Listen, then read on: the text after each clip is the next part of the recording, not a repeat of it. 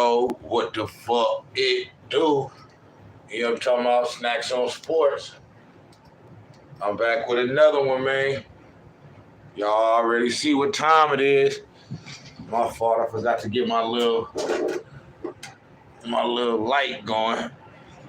Let me get my little light going. What's good with y'all though, man? Snacks on Sports.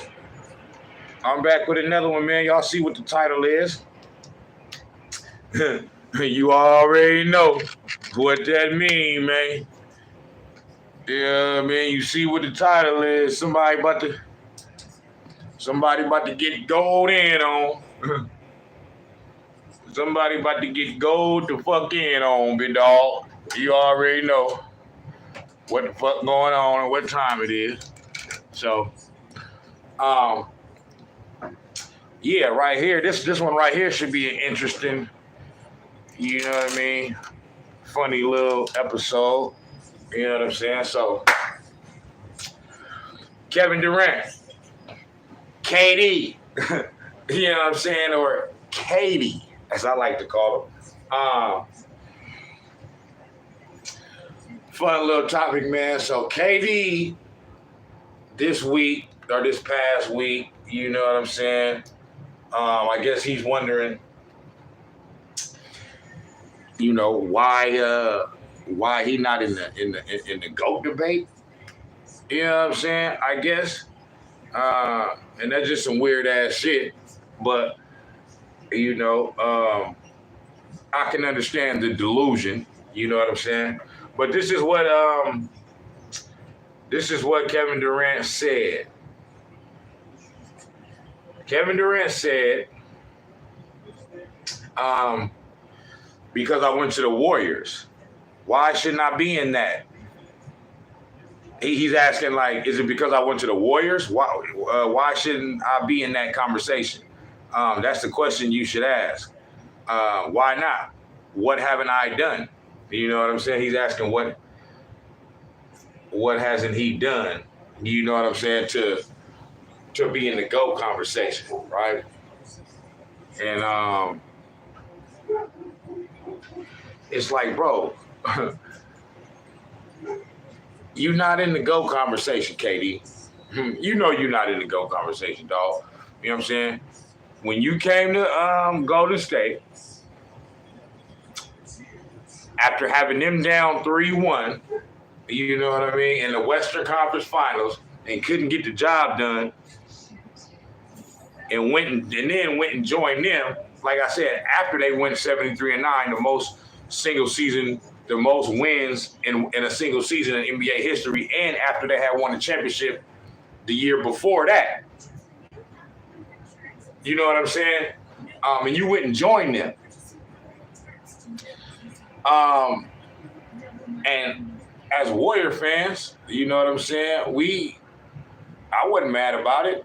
You know what I'm saying? I wasn't mad about it at all. We was happy to the motherfuckers. We was just coming off a crushing, heartbreaking loss in the 2016 finals. You know what I'm saying? And so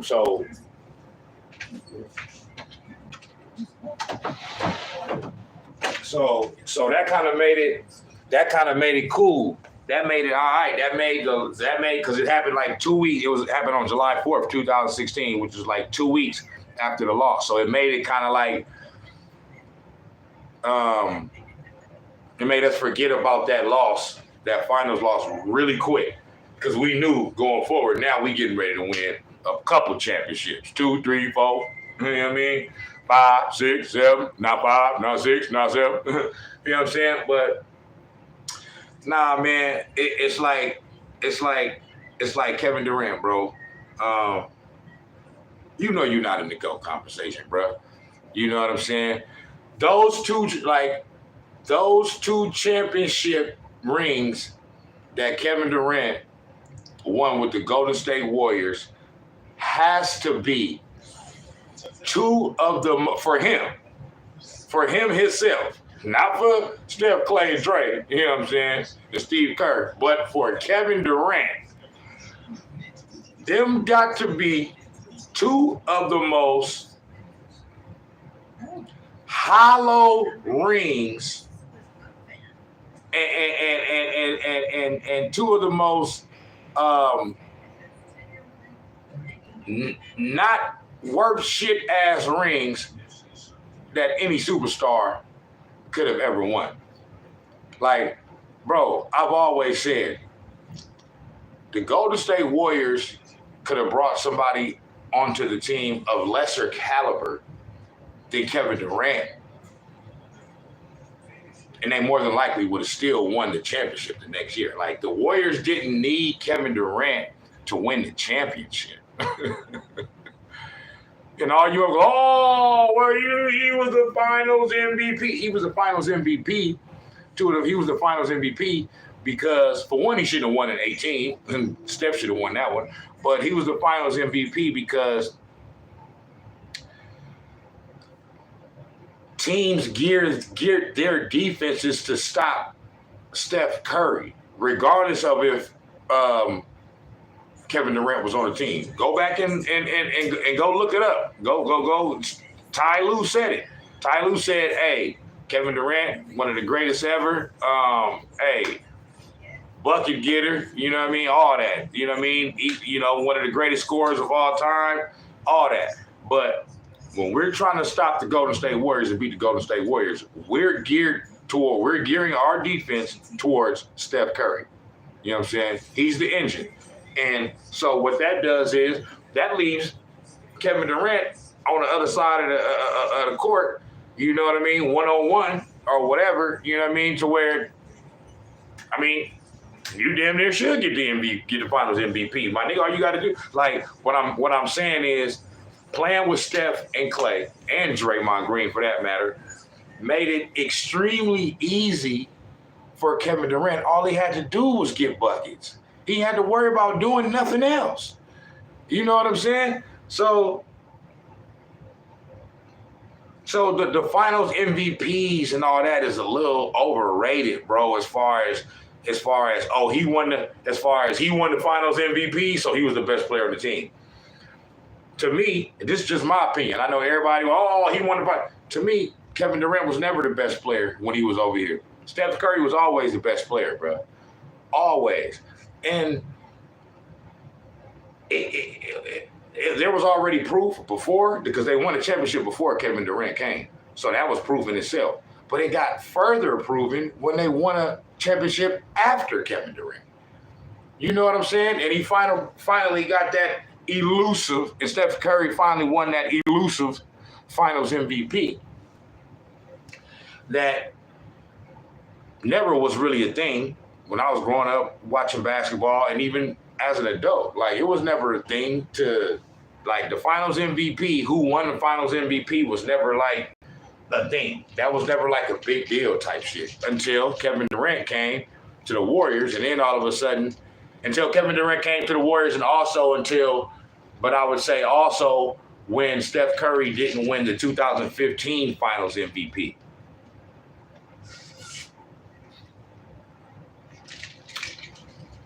But even then, it still wasn't a thing like that. You know what I'm saying? It just wasn't. So I'm saying the Finals MVP thing is overrated. As far as, like, it's not overrated to win the award. You know what I'm saying? But I'm saying that somebody got to win the Finals MVP. It can be two players on the same team that's playing neck and neck. Like in that 2018 Finals, Steph and KD was neck and neck. You know what I'm saying? Like, you could have gave it to either one of them. They chose to give it to Kevin Durant, I believe, because of that Game 3. 2018, the Warriors swept the Cavs. And in Game 3, that was the one game where Steph kind of, he had an off night. He didn't shoot as well. And Kevin Durant had an enormous night. You know what I'm saying? And then in Game 4, Kevin Durant had a triple-double. But Steph Curry had the big game, though. You know what I'm saying? So, but whatever. But to me, the Finals MVP shit, that don't like. My whole point is Kevin Durant benefited from playing with Steph and playing with Clay, playing with the two greatest shooters of all time and shit. You know what I'm saying?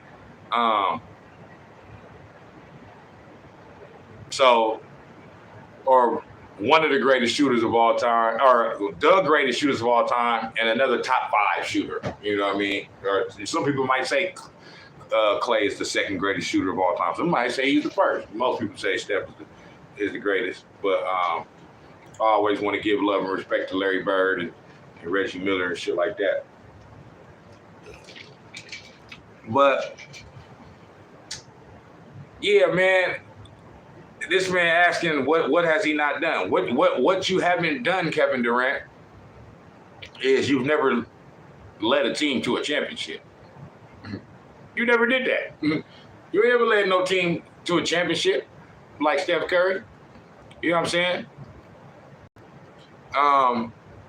So that's why you can't be a part of the GOAT conversation. Like he knows this, bro, but at the same time, he may not know this. You know what I'm saying? Sometimes when you up there like that, on that pedestal, you can get kind of delusional. You know what I'm saying?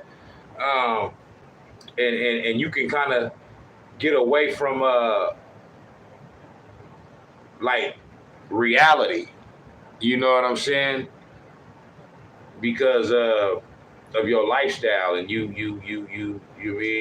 got a gazillion dollars. You know what I'm saying? You a pampered athlete. You know what I mean? So a lot of the realities of life for all of us, somebody like Kevin Durant, you know what I mean? He don't gotta, deal with the everyday shit we gotta deal with. And sometimes that may lead you to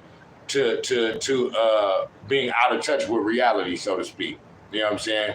And so he's not understanding how he's viewed. You know what I mean? And that move that he made, because he was a free agent, there's nothing wrong with him going to Golden State. That's not the issue. You can go to Golden State, but you just got to know. Because the thing is, bro, this team had already won a championship, and they just barely lost another one. And then on top of that, they beat you to get to the finals. You know what I'm saying? When you had them on the ropes. And then you jump ship and then join that team. So how could you think that winning championships with that, like Kevin Durant thought that he was gonna come over here, win a few championships, and then get that love like LeBron or Steph. You know what I mean? But LeBron was even criticized for making the move that he made to go to the Heat. You know what I'm saying? But Kevin Durant thought he was gonna come over here and I guess take over and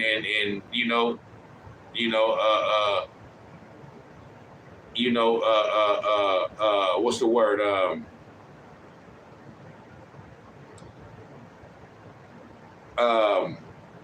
Basically not remove Steph, but replace Steph as the best player on the team and shit, and he was you was never gonna get that love like that.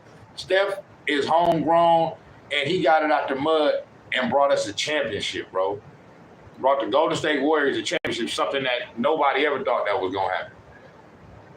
You know what I'm saying? So, this Warriors team, this Warriors franchise was bullshit. This Warriors franchise was in the fucking toilet for 10, 15, 20 years before Steph Curry came around. You know what I'm saying? So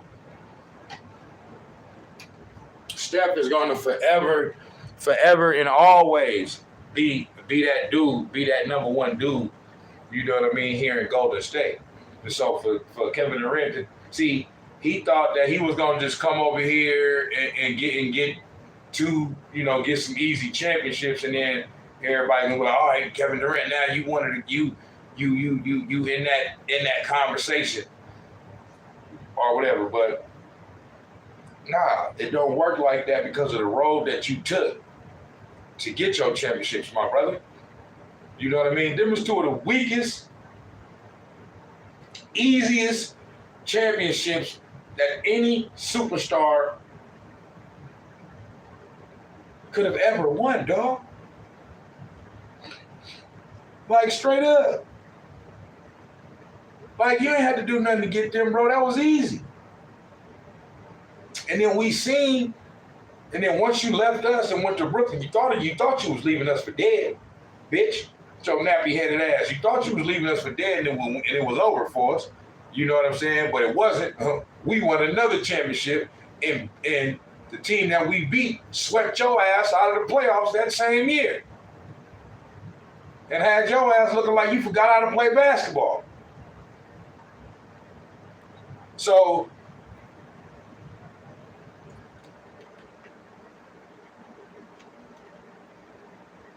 come on, man. Steph Curry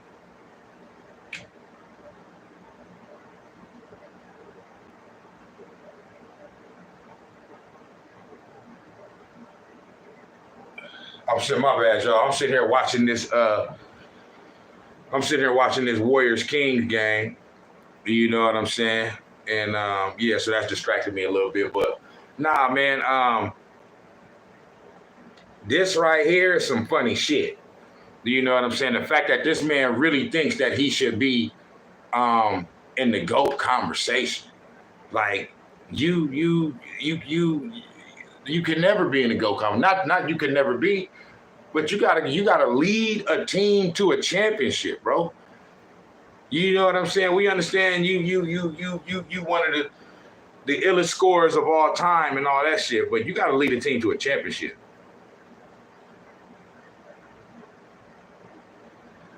Oh, no, Steph, come on, you gotta call it.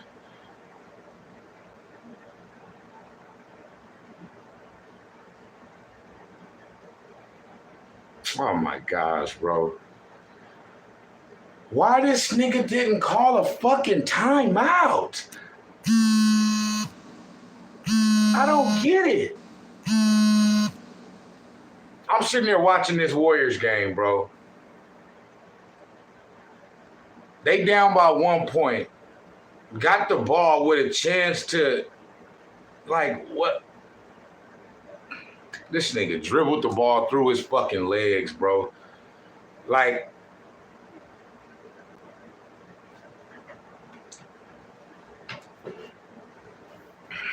this is just.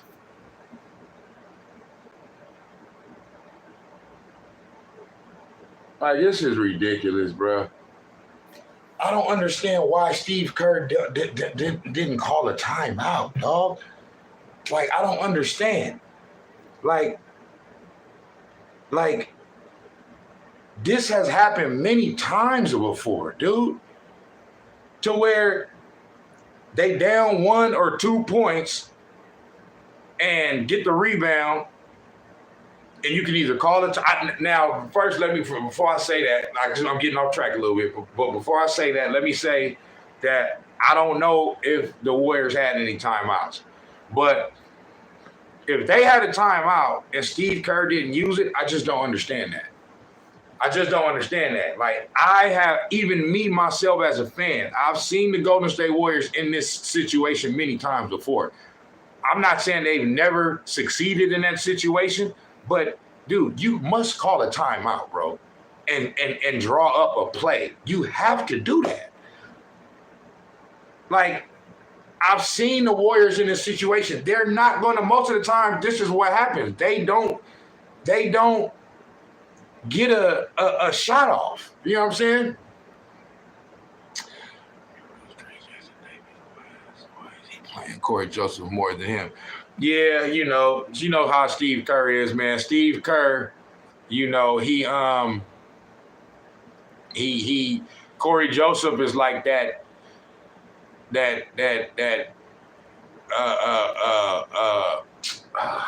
what's the name of that player? The player that we had last year. Corey Joseph is similar to like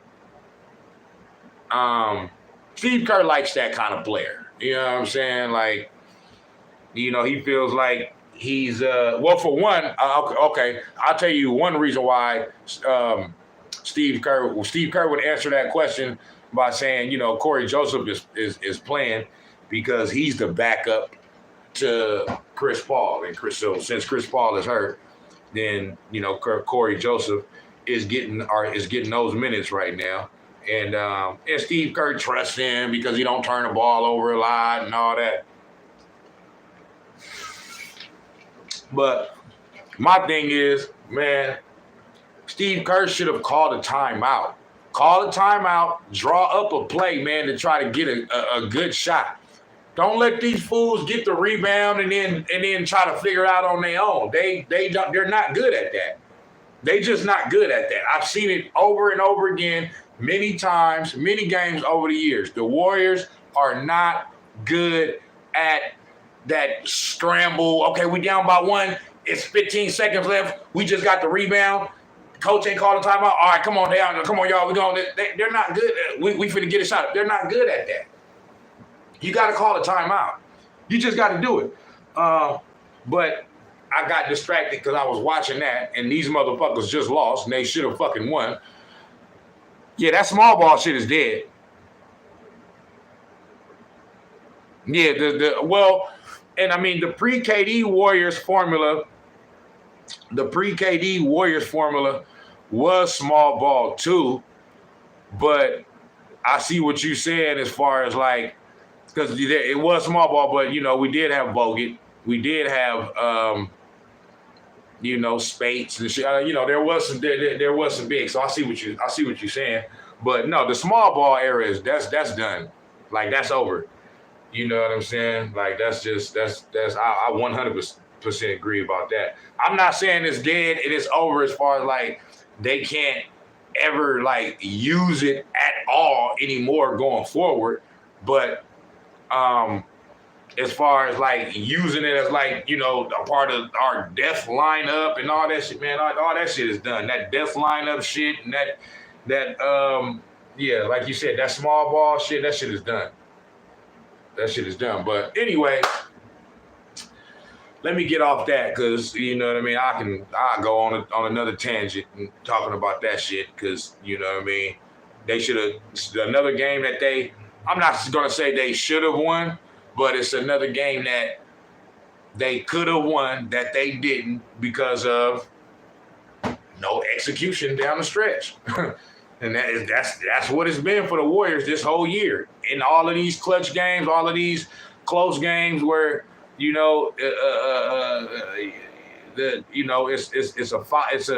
the game is a 2 or 3 point game, 4-point game, 5-point game or less, and it come down to a last shot or somebody just having to make a play or something. They never get it. They just don't get it done. But back to KD. So,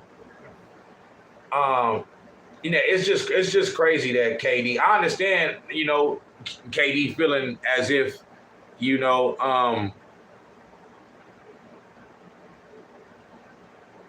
what? Right.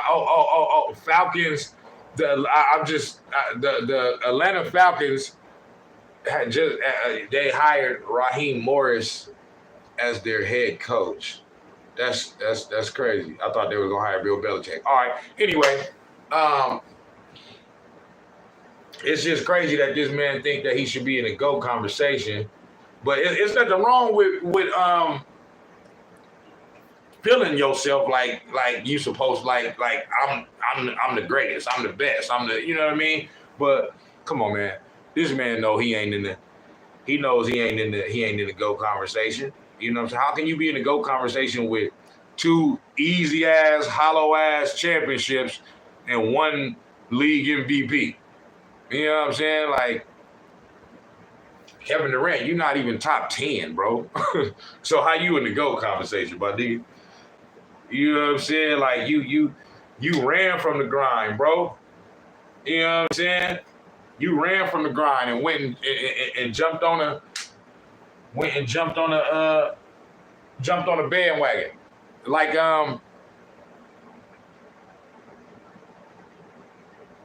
exactly. That's exactly what he's thinking. But see, what Kevin Durant got to realize is, just like Charles Barkley said, brother, you's a bus rider, big dog. you a motherfucking bus rider. You ain't driving the bus, big dog. You know what I'm saying?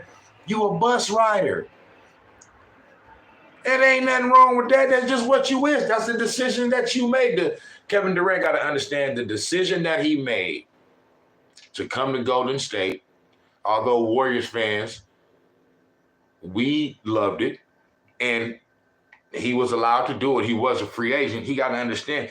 The decisions that we make in life determines that, you know what I mean, the outcome. You know what I mean? Determines how we viewed and how we looked at. That's on us. That's a decision that he made. If he would have never, I always said that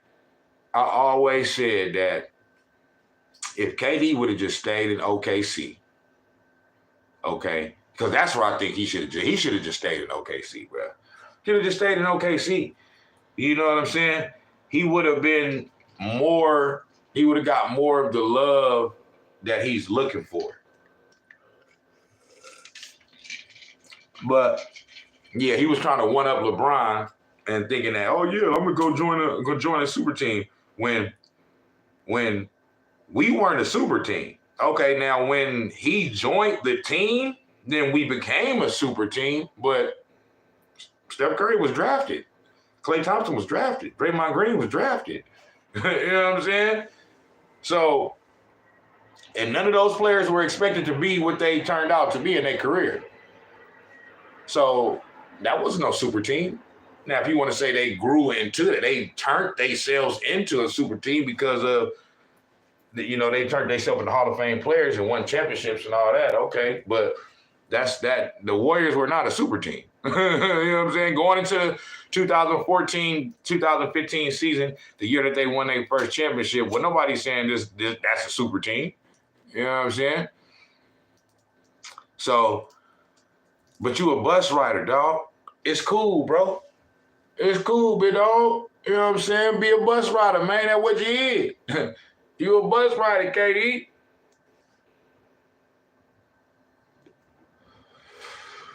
And then you go to Brooklyn. You know what I mean?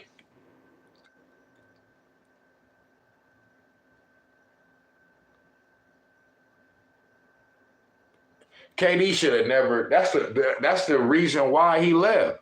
The reason why he left here. The reason why he left here is because of all the talk of, you know, of the media. You know what I mean? And so and because the fans we loved him while he was here. I'm gonna tell you, I'm gonna be honest and say, I think I said this yesterday in that live too. I'm gonna be honest about it though, about how I felt about it. I was happy when he came. I was happy for that first year, okay? But where I started to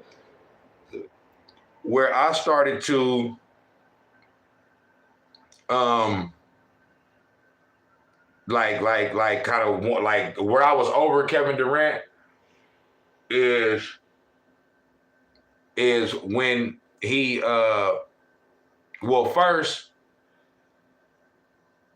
Well, okay, so where I started to sour on KD, and maybe it's not necessarily, this part is not necessarily his fault, but when they started to like all these narratives about he came to save the team, he came to save the Warriors, and he's the best player. Like, it started to dim Steph Curry's light a bit.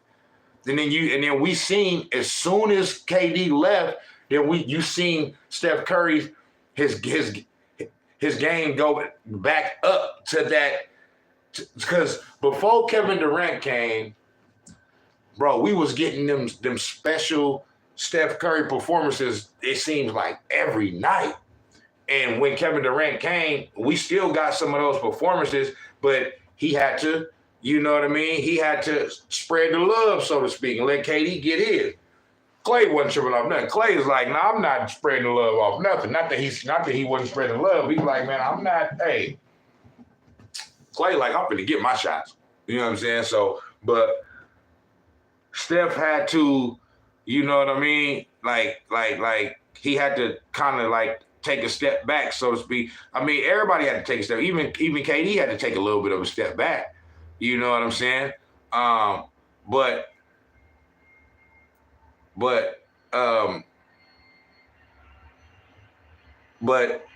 it started to dim Steph's light a little bit, man, and to where people were starting to feel like maybe he wasn't as good. Not that he wasn't as good as he was in those MVP years or whatever, but it just started to feel like Kevin Durant was getting too much credit. And it's like, how are you guys, how is the narrative starting to be like, he's the one doing all this, we got to give him the credit, and he came and saved the war when they already won the championship before he came. I don't understand that. And the championship that they won, they beat LeBron James. That's something that Kevin Durant could not do before he came to the Warriors. He could not beat LeBron James at all. You know what I'm saying? He had a chance to beat him in 2012 when they played in the finals. He couldn't do it. You know what I'm saying? So I just don't understand. You know what I mean? It's like they was doing whatever they could to prop up Kevin Durant and dim Steph's light. So that's when, to me, I was like, yeah, I'm over Kevin Durant. You know what I mean? I literally, no bullshit, no lie.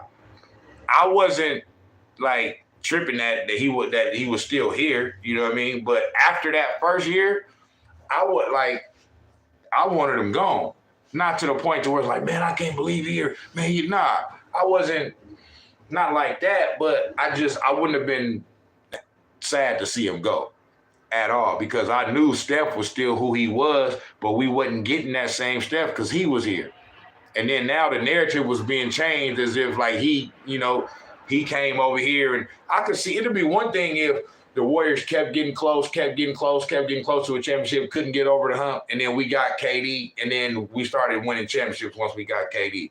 Not to say that Steph and Clay and Dre still wouldn't deserve credit too, but without them not only did they win a championship before, but they had a historical season the very next season. And Steph is the first player in NBA history to ever win a unanimous MVP. They won 73 games.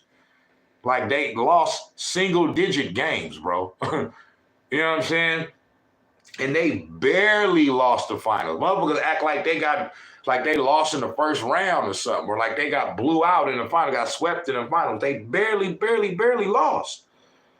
You know what I'm saying? So that's the team that he chose to come to. And then you come over here, and then you think that the championships that you win with that team, like all of a sudden that's supposed to, and to some degree I kind of understand, because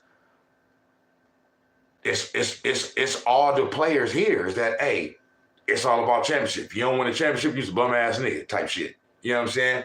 So these players is like, man, I got to do whatever it takes to win a championship, because I don't want to end my career and not have a championship and have motherfuckers talking about me like I'm Patrick Ewing or Charles Barkley or Reggie Miller. Not that those players are, you know what I mean? Because those are Hall of Fame players. But when you don't get that ring, you know what I mean? You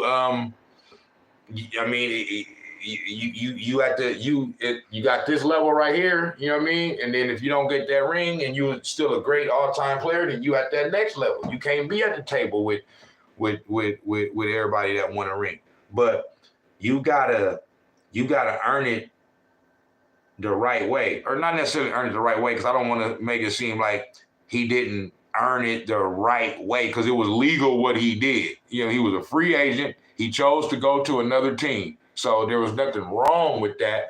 But from a basketball moral standpoint, you know what I'm saying? It's like, come on, bro. You know what I mean? It's literally equivalent to Michael Jordan not being able to get past the Pistons and then being like, you know what? I'm finna go join Isaiah, Joe Dumars, Dennis Rodman, Bill Laimbeer, and Rick Mahorn. You know what I'm saying? Yeah, I'm finna go join them. And then, yeah, I'm finna get the rings like that. It's just like I said, it's nothing wrong with it, but you got to understand, if you choose to do that, your championships is going to be looked at a certain way. Like I said on yesterday's live, not all championships are created equal. They just not. You know what I'm saying? Like a championship is a championship, and I'm not trying to take away no championships from nobody. If you won it, you won it. Kevin Durant performed in those finals, but bro, you like the foundation had already been laid. Like, you didn't have to do nothing. You came in, you came in and jumped on the bandwagon, basically, my nigga. That's what you did. You came in and jumped on the bandwagon. You know what I'm saying? Once we had already reached the mountaintop, now here you come. You know what I'm saying? Can I ride? Can I get it right? Can I go? Can I? You know what I mean? Because I know y'all going. You know what I mean? Where y'all going? I can't get there with who I'm riding with over here. So I need to abandon the motherfuckers I came with, and I need to roll with y'all. You know what I'm saying? You jumped on the bandwagon, bro. You know what I'm saying? So, and some of the fans like myself did, because I had y'all probably don't know this, and I may do a episode about this sooner or later, but Kevin Durant got me blocked. I'm blocked on Instagram. You know what I'm saying? I had a conversation with Kevin Durant on Instagram. You know what I'm saying? I got the shit screenshotted. You know what I'm saying? So I can prove this. And I basically just told him, like, and he responded and shit, you know what I'm saying? But he ended up blocking me like a couple weeks later, you know what I'm saying? Now I guess I don't know. I guess I don't know. He ended up blocking me, but I just basically told him. I said, the only thing KD should be pissed about is Bob Myers dissed him at the 2018 parade when he talked about the contract extension. Yeah, and everybody talked about that. I always thought that was like overblown. Like I thought it was some funny. I thought it was. I understand that though, because even though it was a joke, there was truth in that joke. You know what I'm saying? So you know what I mean? Like it was a joke. It literally was a joke, but the thing about it is, it was truth in that joke. You know what I'm saying? So, I mean, yeah, I can understand him maybe being pissed at that, but I thought that was just, at the end of the day, even though it was some truth in it, it was just a joke. You know what I'm saying? Like, they was just feeling themselves. They had just won a championship, and, sometimes when you so joyful like that, sometimes you say shit that think, so I don't, but and then not only that, after we won the championship, I started scratching my head because he said something about Under Armour, like saying who's and knowing that Steph Curry is the face of Under Armour, he came out that summer in the summer of 2017 and started talking shit about Under Armour and saying how Under Armour, yeah, I'm blocked. KD has me blocked on Instagram because I told him, I basically got at him because I was like, look, bro. I sent him a message in the DM. I was like, look, I said I fucks with you, but you're not the best player on the team. You know what I'm saying? Like, Steph's still the best. And but I also said I'll give y'all 1A, 1B. You know what I mean? Or y'all may be tied up, but you're not better than him type shit. You know what I'm saying? I kind of don't even know why I was saying. I mean, I know why I was saying that, but I don't know why I DM'd him that. But he responded. And then he responded and he said, I don't want no smoke. He was like, I don't want no problems or whatever or some shit. You know what I mean? And then And then, yeah, that's when I told, when he responded, I was like, yeah, you know what I mean? I'm not, I was just basically, I was saying, trying to tell him, I'm not trying to diss you. I'm just trying to say, like, you know what I mean? They talking like you done came over here and saved us, but you know what I mean? And then he was like, man, that's the media and this and that, and the media get all the fans all riled up, you know what I'm saying, to thinking this and thinking this and thinking that. Let me see if I can pull it up real quick.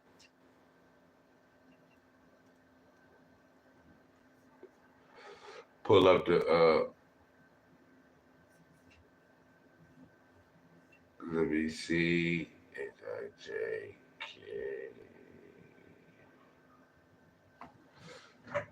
KD let me see if I can pull it up.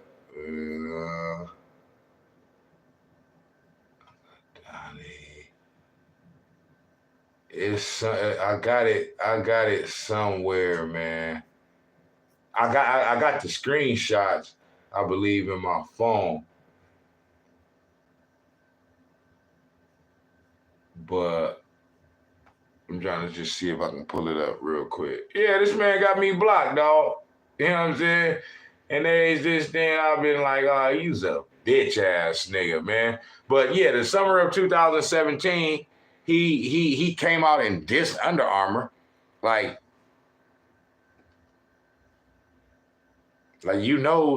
Steph Curry's the face of that. Why would you come out and do that? And then that's also the summer where he got caught for that burner account.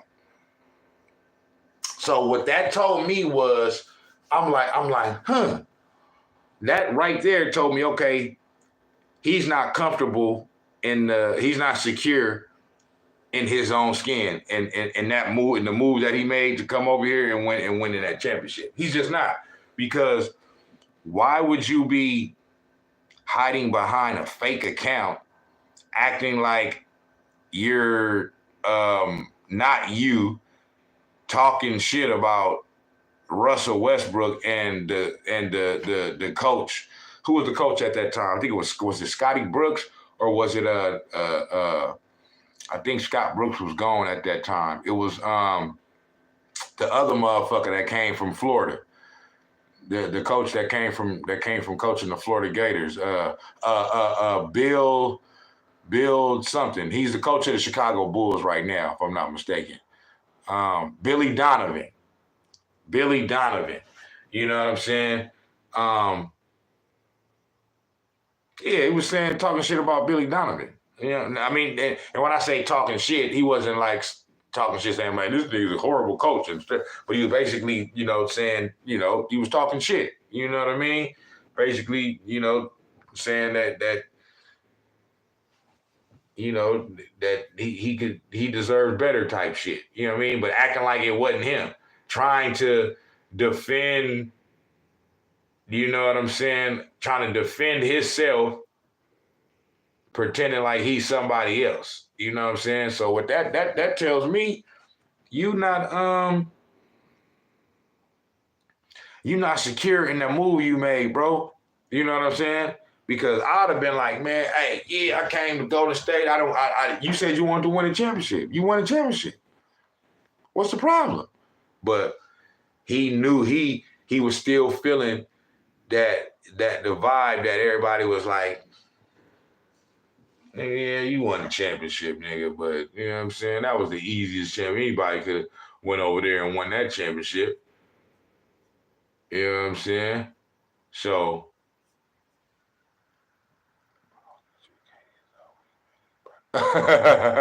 his brother again.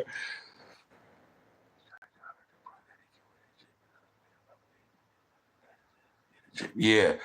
Yeah, man. You just gotta, like, the thing with it with me, man, with KD is like, I don't got a problem with him because everybody be like, oh, why you're Kevin Durant? Why, clap back at strangers and nobody's on Twitter and this and that and blah, blah, blah, blah, blah. I don't got a problem with that. Like, you should be allowed to, I understand somebody that says, dog, you above that. You above responding to these people, man. Like, why are you doing that? But I also don't fault KD. If that's what you want to do, okay, respond to motherfuckers. But just understand you're going to be looked at a certain way. You know what I'm saying? Because if you really truly secure in yourself, you ain't, man, motherfuckers going to talk. Motherfuckers going to say what they got to say. That's what come with being who you are, being Kevin Durant. So if you secure in yourself and you know who you are, bro, like, and you really don't, and you, that's what lets you know that he was like, damn, I probably shouldn't have came over here. You know what I'm saying? Because now they're trying to take away from my legacy. You know what I'm saying? When I thought this was going to add to my legacy, you know what I'm saying? It actually has taken away from my legacy. And then, I mean, when this man left and then the Warriors won another championship without him, and they beat the team that swept him, you know what I'm saying? And you supposed to be all this and all that, like, that just wasn't good, bro. Nah, that wasn't good. Damn, where, let me see, where can I find this at? Let me see, let me try to go to I'm trying to pull up this KD tweet. Media.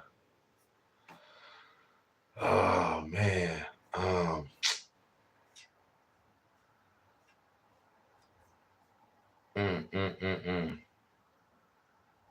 Cause I got it somewhere. Supposed to have it in my photos right here, man. SD card. But so, and Draymond Green, you know, came out and responded to KD. You know, he said, I think KD is one of the greatest scorers we've ever seen. You know, the way KD scores the ball is so effortless. He said, you know, but he would never say that KD's championships aren't real. You know, stop it. You know what I mean? But he said Steph Curry didn't get the credit that Steph gets today until he won in 2022. And he, you know, said that's what you need to do, KD. You know what I mean? You gotta lead a team to a championship, bro. You know what I'm saying? Without Steph Curry, and then you will start to be looked at, you know, because he's already an all-time great. He's already looked at an all-time great. It's just, it's levels to it. If you want to get in that top 10, bro, you gonna have to do that. you just gonna have to do that because they say, he won the Finals MVP. Well, would he have won those Finals MVPs? Would he have those Finals MVPs if he didn't come to Golden State? Because he ain't did shit without Golden State. You know what I'm saying? So I don't be understanding how they be using him coming to Golden State as a way to, I'm saying the ones that want to give him credit for it and prop him up for it. I don't know. I don't understand how they do that. How you give him credit for coming to a team, you know what I mean, that already had that amount of success, but you take away credit from the motherfuckers that already was here and that laid the foundation and turned the situation into a championship winning culture. Like, that just don't make no sense to me. You know what I'm saying? And it's all because it's narratives. They look at him as, you know, we want to prop him up, you know, because he's Kevin Durant and he was always supposed to be this and be that. And Steph Curry wasn't supposed to be what he became. You know what I mean? It's like the Brock Purdy effect right now. They doing that with Brock Purdy. You know what I'm saying? So It's not. It's like we not going off what our eyes is seeing. We going off of the perception and what we perceive that it should be, because somebody was drafted way up here and somebody else was drafted way down there and all this other shit. So, but KD, you's a bus rider, man. You're not a bus driver, big dog. You know what I'm saying? You ride the bus. You don't drive the bus.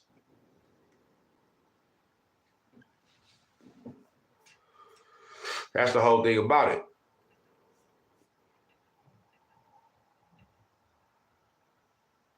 That's the whole thing about it.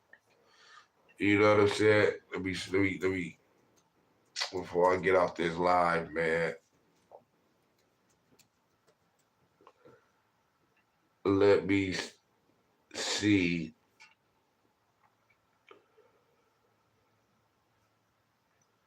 Steve Kerr, let Kyle should have had 4-year stretch that Steve Kerr has gone through. Also, let me see here. Let me see. KD, Kevin Durant.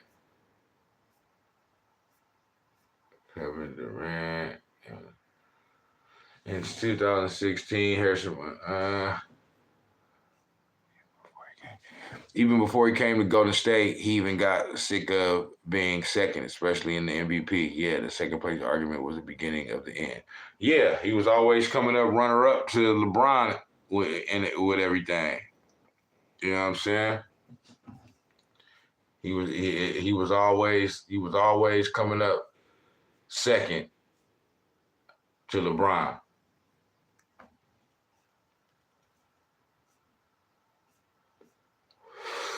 You know what I'm saying? And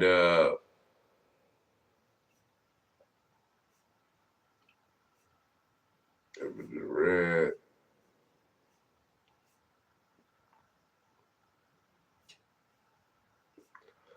Kevin Durant. Yeah, man. But that's all it is to it, bro.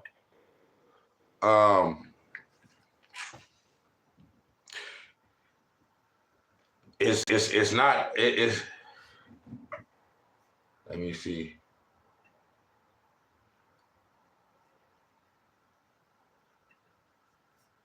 It's not. It's not that you're not a great player, my nigga. You just. It's just levels to it, man.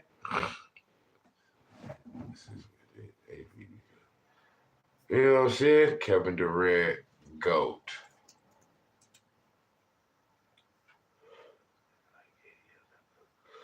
Somebody said why are people acting like KD has no GOAT argument?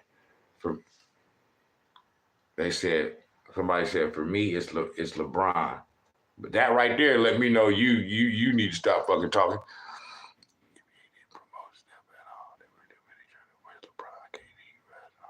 Yeah. Steph made it to where they had to start promoting him. You know what I mean? He made their ass start promoting. Steph is the most unique player, to come along probably since Michael Jordan. He's probably the most, and he's probably the most feared player since Michael Jordan. Yes, feared. You know what I'm saying? Yeah, man. Steph's on another level. This year, he's still playing well. He's still playing great. But it's just something, like they just they this year they not closing. You know what I'm saying? They just not closing. Like with that situation tonight. That y'all got you like I can stomach a miss, but dog, you gotta get a shot up, bro. You gotta at least get a shot up. You can't dribble the ball out of bounds through your leg, turn the ball, and not even get a fucking shot up, bro. But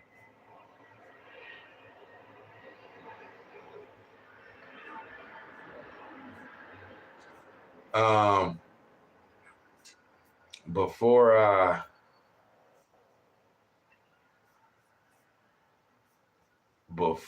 I get off this live. I just want to see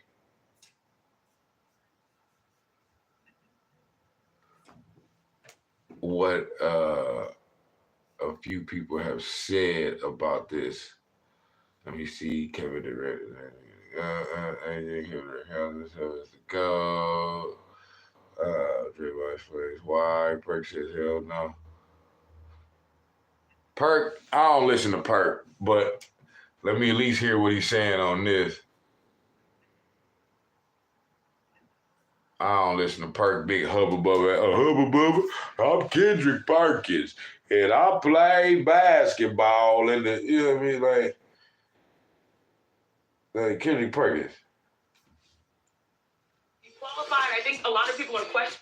No, tipped up in the air. Johnson's Or better. So, out of days. Listen, champion. Two best stars have been doing right now. Sunday, 35 years old. I mean, he's as dangerous as Caruso was ever. going to get a piece of that. here. Not exactly. These people don't even know what the hell they be talking about, man. He was asked about his place in the whole GOAT Hey, conversation. Booty Moses. Yo, talking 8 looking ass. What, man, you know what I'm saying? So recently, A hubba bubba. was asked about his place in the whole GOAT conversation, and he told the Arizona Republic, quote, "Because I went to the Warriors, why shouldn't I be in that? That's the question you should ask. Why not? What haven't I done?" Now, former teammate Draymond Green, he also weighed in on all of this on his podcast. As far as my GOAT conversation, though,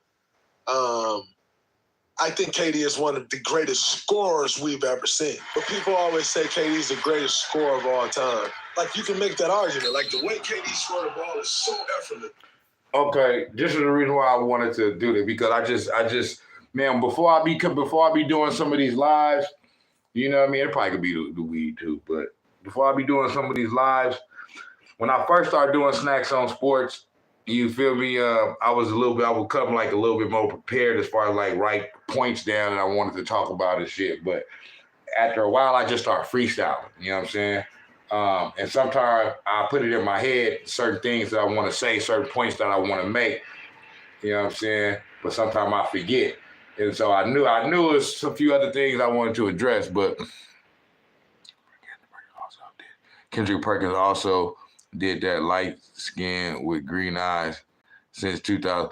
Man, Kendrick Perkins also did that light skin, green eyes since 2019. Wait, what you mean? I don't quite understand what you mean by that. I know you referencing something to Steph Curry, but and then I know Kendrick and Steph had that little flare up on the bench, you know, a few years back when I think he was with the Cavs. You know, when Kendrick was with the Cavs. But like right there, when they say that's something that when they say you can make when they say you can make an argument that Kevin Durant is the greatest scorer of all time. I disagree with that. I just disagree with that, bro. He is. I understand though, because he does score very effortlessly. He'll get you 35 points. He'll get you 35 points on fucking 16 shots and shit. You know what I'm saying? Like, that's just crazy efficiency. You know what I'm saying? But KD, like, he's not up to me, in my opinion. He ain't a better scorer than Michael Jordan. He don't do nothing better than Michael Jordan. So, you know what I'm saying? You ain't a better scorer than Michael Jordan. You ain't a better scorer than Kobe Bryant. He's not a better scorer than, is he a better scorer than Wilt Chamberlain?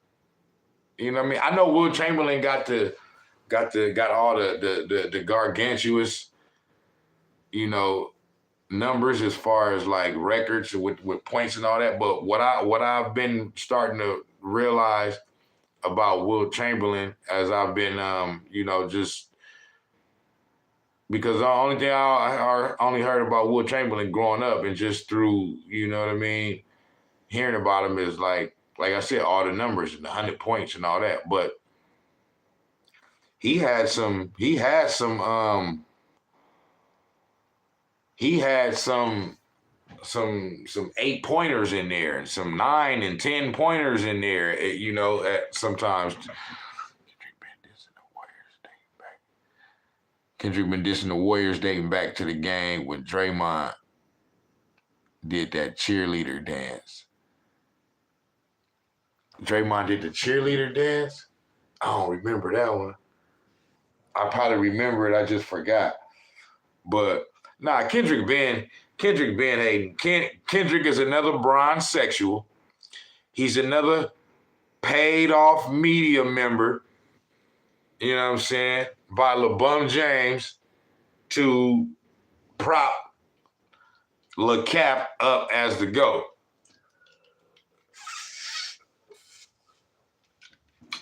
Moody.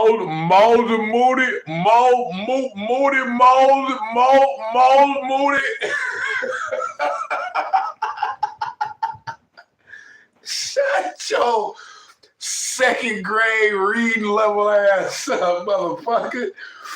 You know what I'm saying? But because like this, Kevin Durant don't even got a 60-point game in his career, bro. Like, that's a lot of people probably don't even realize that. Kevin Durant has never scored 60. His career high is 54. And I mean, that's dope and shit too, but bro, you don't even have if you don't even have a 60-point game, dog, how can I call you the greatest scorer of all time? Nigga, Kobe, man, I seen Kobe get 60 in 3 quarters, nigga. Kobe was on that shit. You know what I'm saying? This motherfucker right here. I mean, damn. Kobe got 65 times, bro. And one of those times was 81. How you got an argument for being there's an argument. There's no argument that I mean, everybody can have an opinion. So I'm not gonna try to say that you can't have an opinion that you think Kevin Durant is the greatest scorer of all time. I don't think so. That was 2018 Finals Game 1 in overtime. Okay. When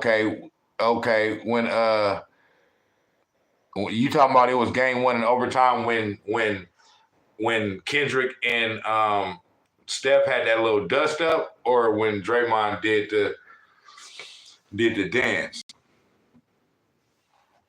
Because I don't remember that. Let me see. Draymond. Let me see. Draymond. Cheerleader. Draymond Green. Oh, okay. Hold on. Let me see.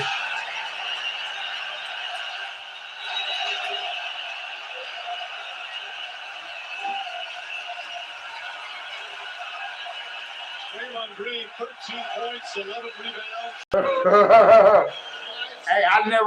Hey, listen. On some real shit, Cheyenne, I'd never seen that before. I don't know how I missed that, but I never seen that before. This is my first time. So I'm looking at it on YouTube. This is my first time ever seeing this. Maybe I've seen it before and didn't really pay attention, but this is my first time ever seeing this. I never seen this before. So that's why I was like, cheerleader dance.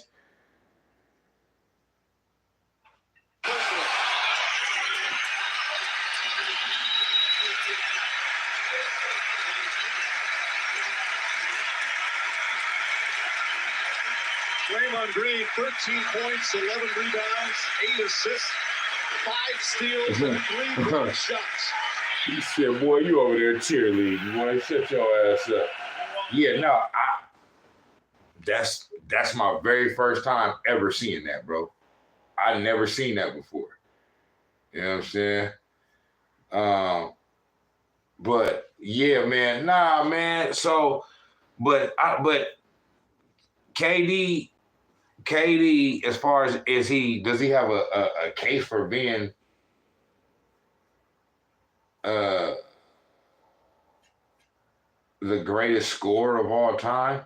If you want to try to make that case, I don't know, I guess. But to me, no. He's a great scorer. He's an effortless scorer. You know what I'm saying?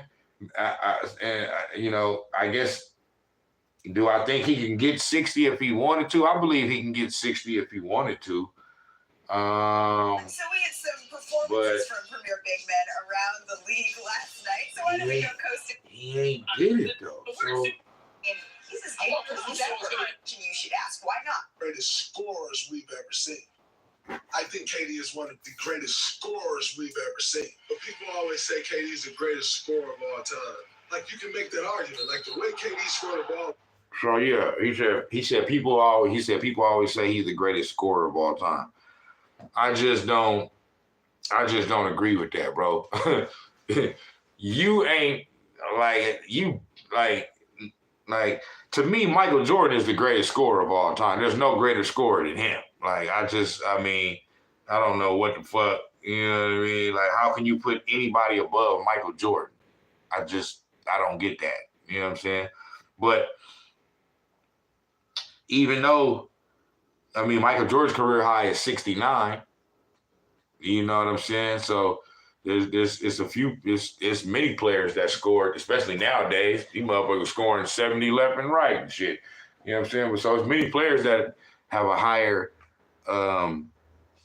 scoring game than 69. I believe David Thompson, David Robinson, Kobe Bryant, Will Chamberlain, Donovan Mitchell, Damian Lillard, Joel Embiid, Devin Booker. You know what I'm saying? There may be one or two more. But, yeah. But ain't none of them motherfuckers a better scorer than Michael Jordan. That shit's just out. Oh, it's so effortless. But let me hear this. KD do. He's never seen a bad shot. Like, obviously, I'm not one that's going to be like, KD's championships aren't real. Like, stop it. Like, there's no championship that's not real.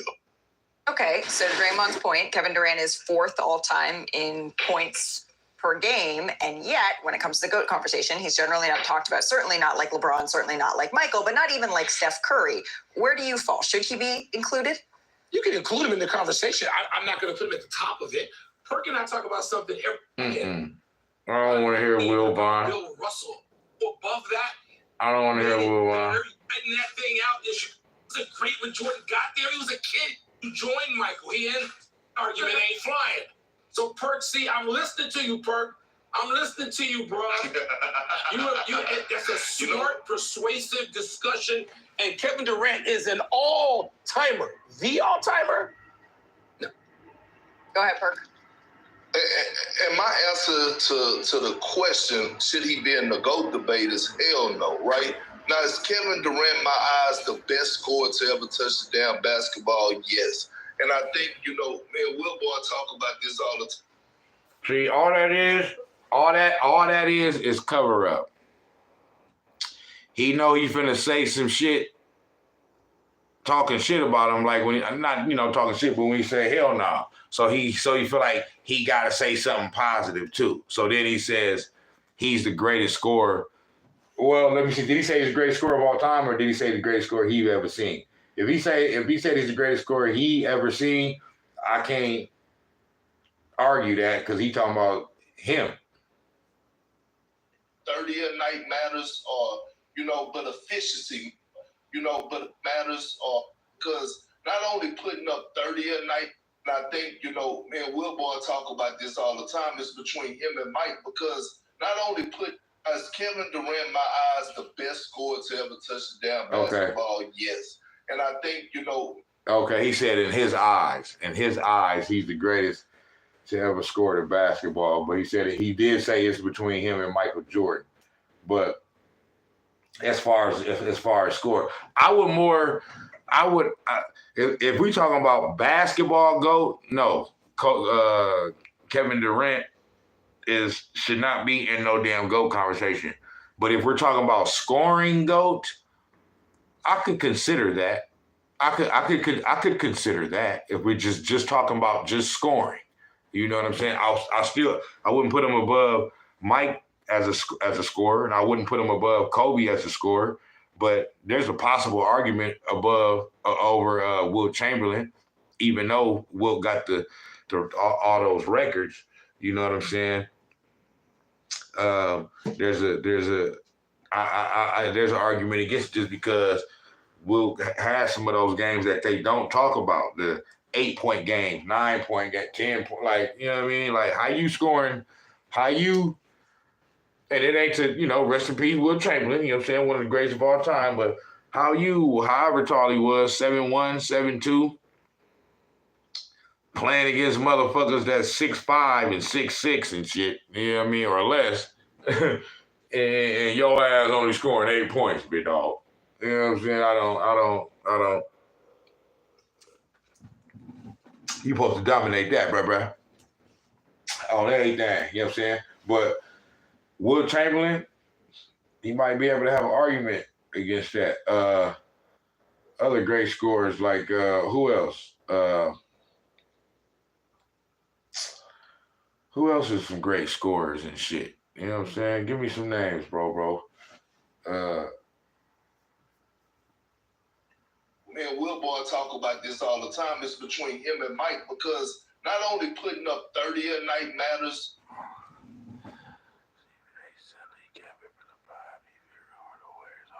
Yeah, man. Stephen A, man.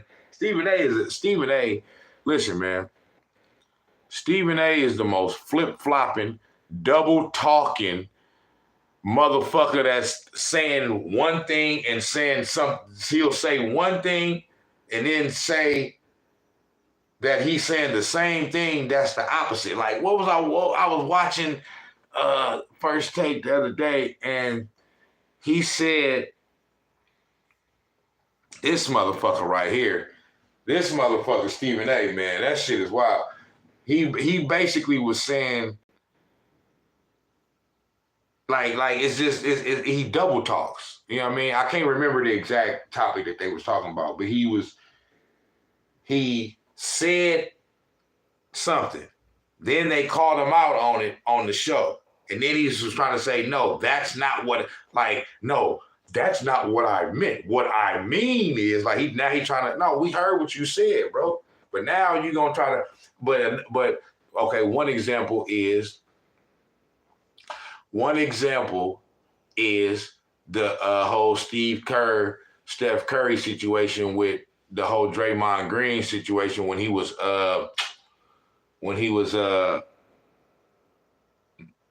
Draymond Green was suspended and Stephen A got on there talking about, if this was LeBron, we would be all over LeBron. You know what I'm saying? So why aren't we, like, that's one thing I just don't get.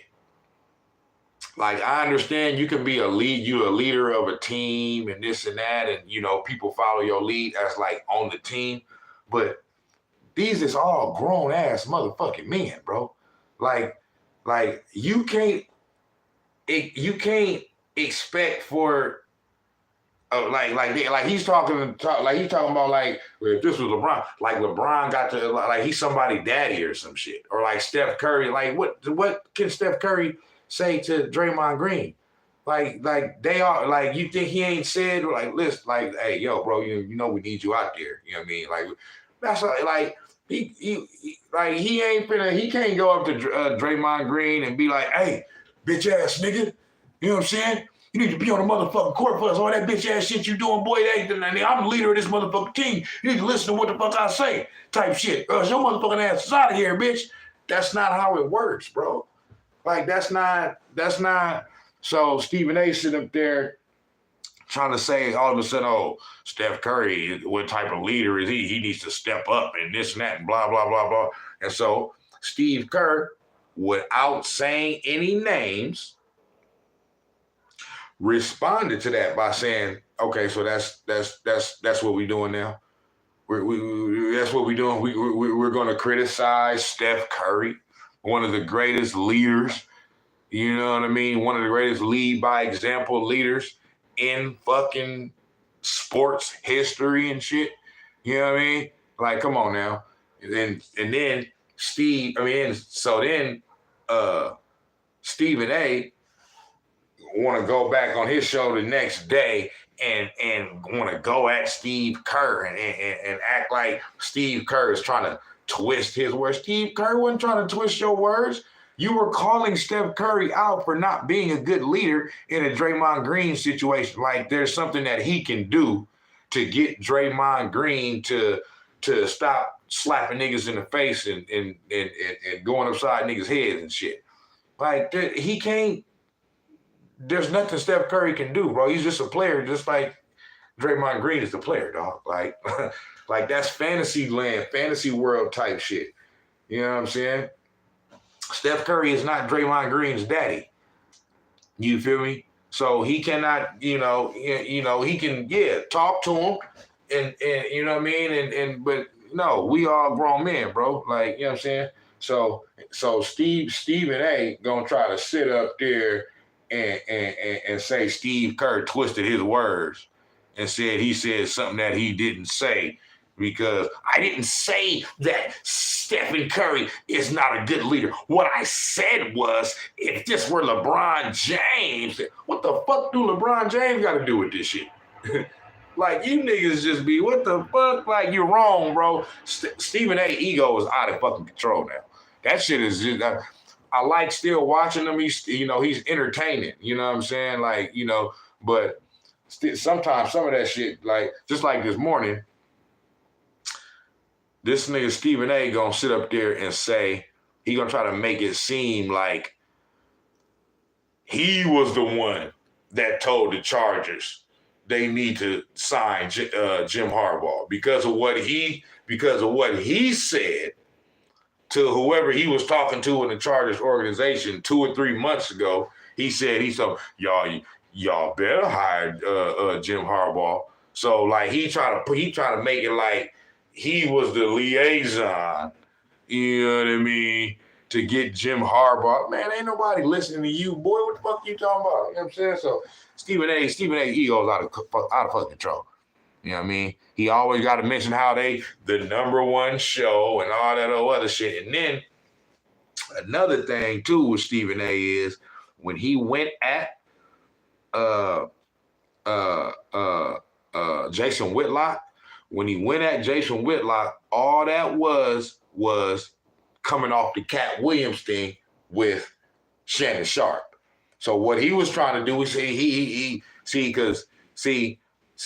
Shannon Sharp is starting to, he may be passionate because Shannon Sharp is because Stephen A is entertaining and all that shit too, but Shannon Sharp is probably better than Stephen A at that shit. You know what I'm saying? He's like, he got more quotes and he got more quotables and he's more funny and he's naturally like kind of like funny.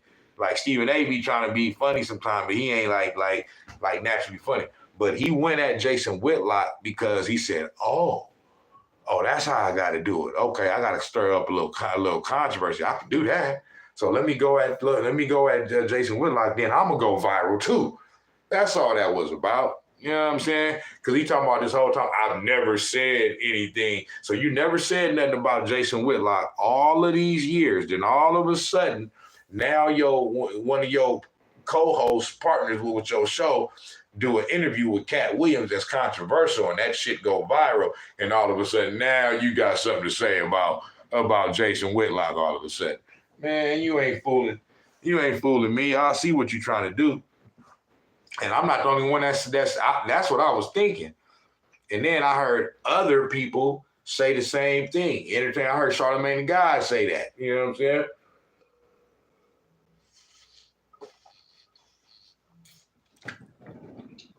And I was seeing that in comment sections when Stephen A. little rant was going around the internet. You know what I'm saying?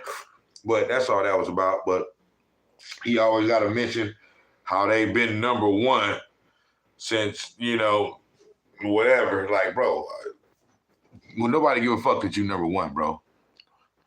He said, "What's my opinion about Adrian Griffin firing for the Bucks? I think the Bucks made a mistake signing Doc Rivers."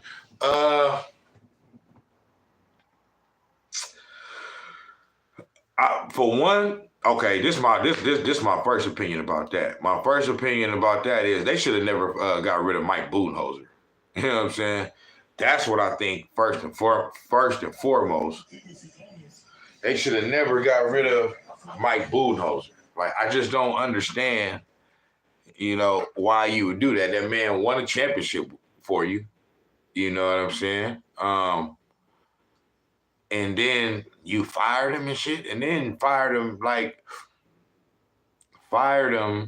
after his brother had died and shit. Like, that shit was just, I understand, that ain't got nothing to do with it, but you know what I'm saying? But nah, they should have never fired Mike Budenholzer.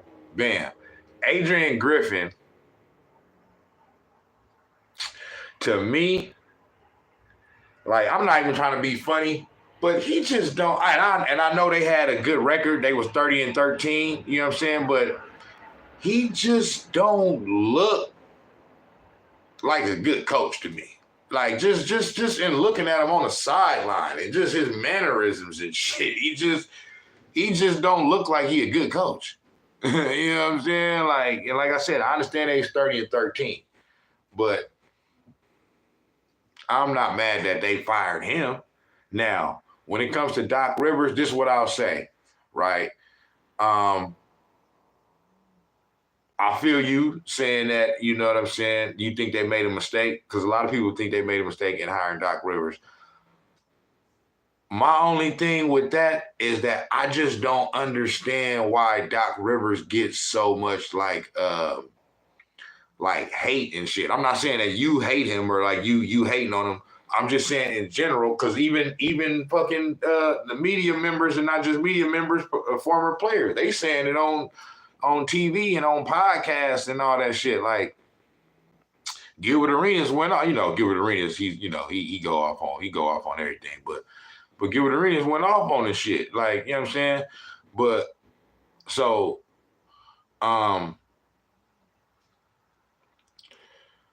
do I think that they made a mistake by hiring Doc Rivers? See, my thing with it is that I think that Doc is a good coach. You know what I'm saying? And I don't think Stephen A. is there to tear down Black Brothers, but ain't got no smoke for Josh Giddey, Dana. Oh, we all know what the program is with that. You know what I mean? We all know, you know what I'm saying? He ain't finna say nothing, you know what I mean, about because Stephen A. see, he gotta do what the boss say. You know what I'm saying? You know what I mean? Stephen A. come out and said it. He came out and admitted. He said, I enjoy, what did he say at one time? This fool gonna say, I enjoy waking up and thinking about going to go make my bosses rich. If that ain't no house nigga slave mentality type ever quote I ever heard in my motherfucking life, nigga, what did he say? He said, yeah, I love to wake up and think about making my bosses rich and making my boss money and all this other shit. Like, dude, you should have just kept that one to yourself, big dog. You know what I'm saying? But yeah, Stephen A. But no, with Doc, man, I just don't. I don't. And just my opinion, I don't think it was necessarily a mistake. You know what I mean? Because because I think that it was kind of like already in the making to happen. Because now they're saying that because they brought in Doc Rivers as like I don't know if Adrian Griffin did it or if the team did it. He was brought in as like a consultant or like an advisory kind of motherfucker.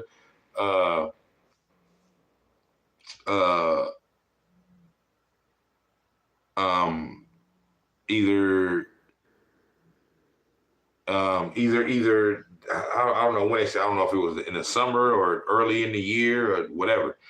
But so they was already. That tell me they was already like, you know what I'm talking about. And then it was just weird too, because Terry Stotts, just quit at the beginning of the year and shit. The media painted Draymond as a criminal, but not Josh Giddey after smashing an underage girl. These media pundits are the biggest. I'm talking about. That's all. Hey, that's all they is, man. That's all they is. And with the Draymond shit, is just like, it's ridiculous because this last year was actually the first time he done something where I ever thought that he legitimately was in the wrong. You know what I'm saying? All that other shit, he wasn't in. To me, if you ask me, he wasn't in the like this. The Nurkic one was the one that was like, okay, it's like, bro, okay, what are you doing? You talking about you're trying to sell the call, so you smack this mother. You did like Skip Bayless said they said it was a spin around MMA move. And that's exactly what it was. Boy, it was like, that was more, hey, Draymond Green, he needed to get a wrestling contract after he finished playing too. That boy, he gonna either kick you in the nuts, you know what I'm saying? He either gonna kick you in the nuts, he gonna punch you in the damn face like he did the Jordan Poole. You know what I'm saying? Or he gonna smack you across your damn head like he did Nurkic. That boy is violent. But now, or he gonna stomp on your motherfucking ass. That motherfucker right there. But that's what I'm saying. To me, that's the first time he did something where I was like, bro, all right, you tripping on that one. But the earlier this year, the Rudy Gobert thing, bro. He was running to the defense of his teammate. Rudy Gobert was grabbing Klay Thompson and was grabbing him around the neck. Was starting to grab him around the neck. So, nigga, I want Draymond Green to do that every fucking time. I got no issue with what he did to Rudy Gobert. Don't grab if you want to break up and you want to diffuse the issue, grab your dude. Grab your teammate. Don't grab my nigga. So then I got to grab you. You know what I'm saying? Because I don't know what your intentions is, grabbing my teammate. Don't grab my teammate, especially don't be grabbing them around the neck and all that other shit. So I had no problem with what Draymond Green did. He's coming to the defense of his teammate. So, hey, I'm good with it. You know what I'm saying? And then the Domantas Sabonis situation where he got his ass stumped on. Bro, he was grabbing his ankle. Like he legitimately could have hurt Draymond Green. Like he was grabbing Draymond's ankle as Draymond was trying to run up the court and continue with where the play was going. You know what I'm saying? Like he was the ball was going back down the court. That's what Draymond was trying to go. And he couldn't do it because Domantas Sabonis is on the fucking ground grabbing his fucking foot. Bro, you could break my foot, I could break my ankle, sprain a fucking ankle, tear a ligament or something because my momentum is going this way. And I got a motherfucker on the ground because you on the ground and you can't get up as fast to go with where the play is going. Now you want to grab my foot and do that's some old wrestling shit. What the fuck? So he got his ass stumped on. I got no problem. I had absolutely no problem with that. Because my whole thing, what I don't understand in these situations is y'all not understanding. Like if Domantas Sabonis doesn't grab his foot as Draymond Green is trying to run up the court, he never gets stumped on. So how can you? And so then you say, I said, okay. If you want to punish Draymond Green, fine. I got no problem with you punishing Draymond Green, but you got to do something to fucking Domantas Sabonis do. That same thing I said with Rudy Gobert. If y'all want to kick Draymond Green out the game, whatever, okay, kick him out the game. But why is fucking Rudy Gobert still in the game? if he would have never grabbed Clay, Draymond would have never grabbed him. I don't understand that. You know what I'm saying? It ain't Draymond's fault. I blame these NBA players for not having smoke for them. These NBA players got all this money, but got no balls to deal with them. Yeah, nah, it's listen, man. Like I said, the Nurkic thing, that's the one where I'm like, all right. And then the only other times where I feel like Draymond, you know, sometimes, you know, is always with the refs. You know, in the past, I'm like, bro, it's Draymond Green. I can't even lie. In NBA history, now he get a lot of texts and shit like that, but he's probably the one. I ain't never seen a player talk to the refs more disrespectful and more fucking, you know, just aggressive. And like he be like in their face and shit, or like without getting in trouble or without getting attacked. I mean, I just seen this man do this hundreds, if not thousands of times and not get attacked. I'm like, damn, they just gonna, but for whatever reason, you know what I'm saying? But yeah, nah, man, I ain't. Yeah, Stephen A is egotistical than a motherfucker now. But yeah, nah, man, KD, you not in the GOAT conversation, bro. You not in the GOAT conversation, big dog. And you know you not in the GOAT conversation. You feel me? Let's take you should be in the GOAT. Security not be in the GOAT conversation.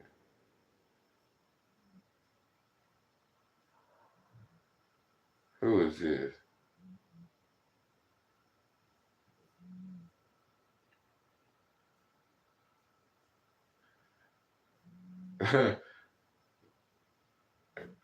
Let me see what these ducks gotta say. Rob Parker and motherfucking Chris Broussard glow stick, like Kwame Brown called that. Then they called that motherfucker. He called Chris Broussard glow stick. He called Rob Parker what did he call that nigga? Forgot what he called him, man. File 100% free with TurboTax free edition. I want to see what these idiots gotta say about this shit. Form 1040 and limited credits only. See how at TurboTax.com. That's me. Come on, man.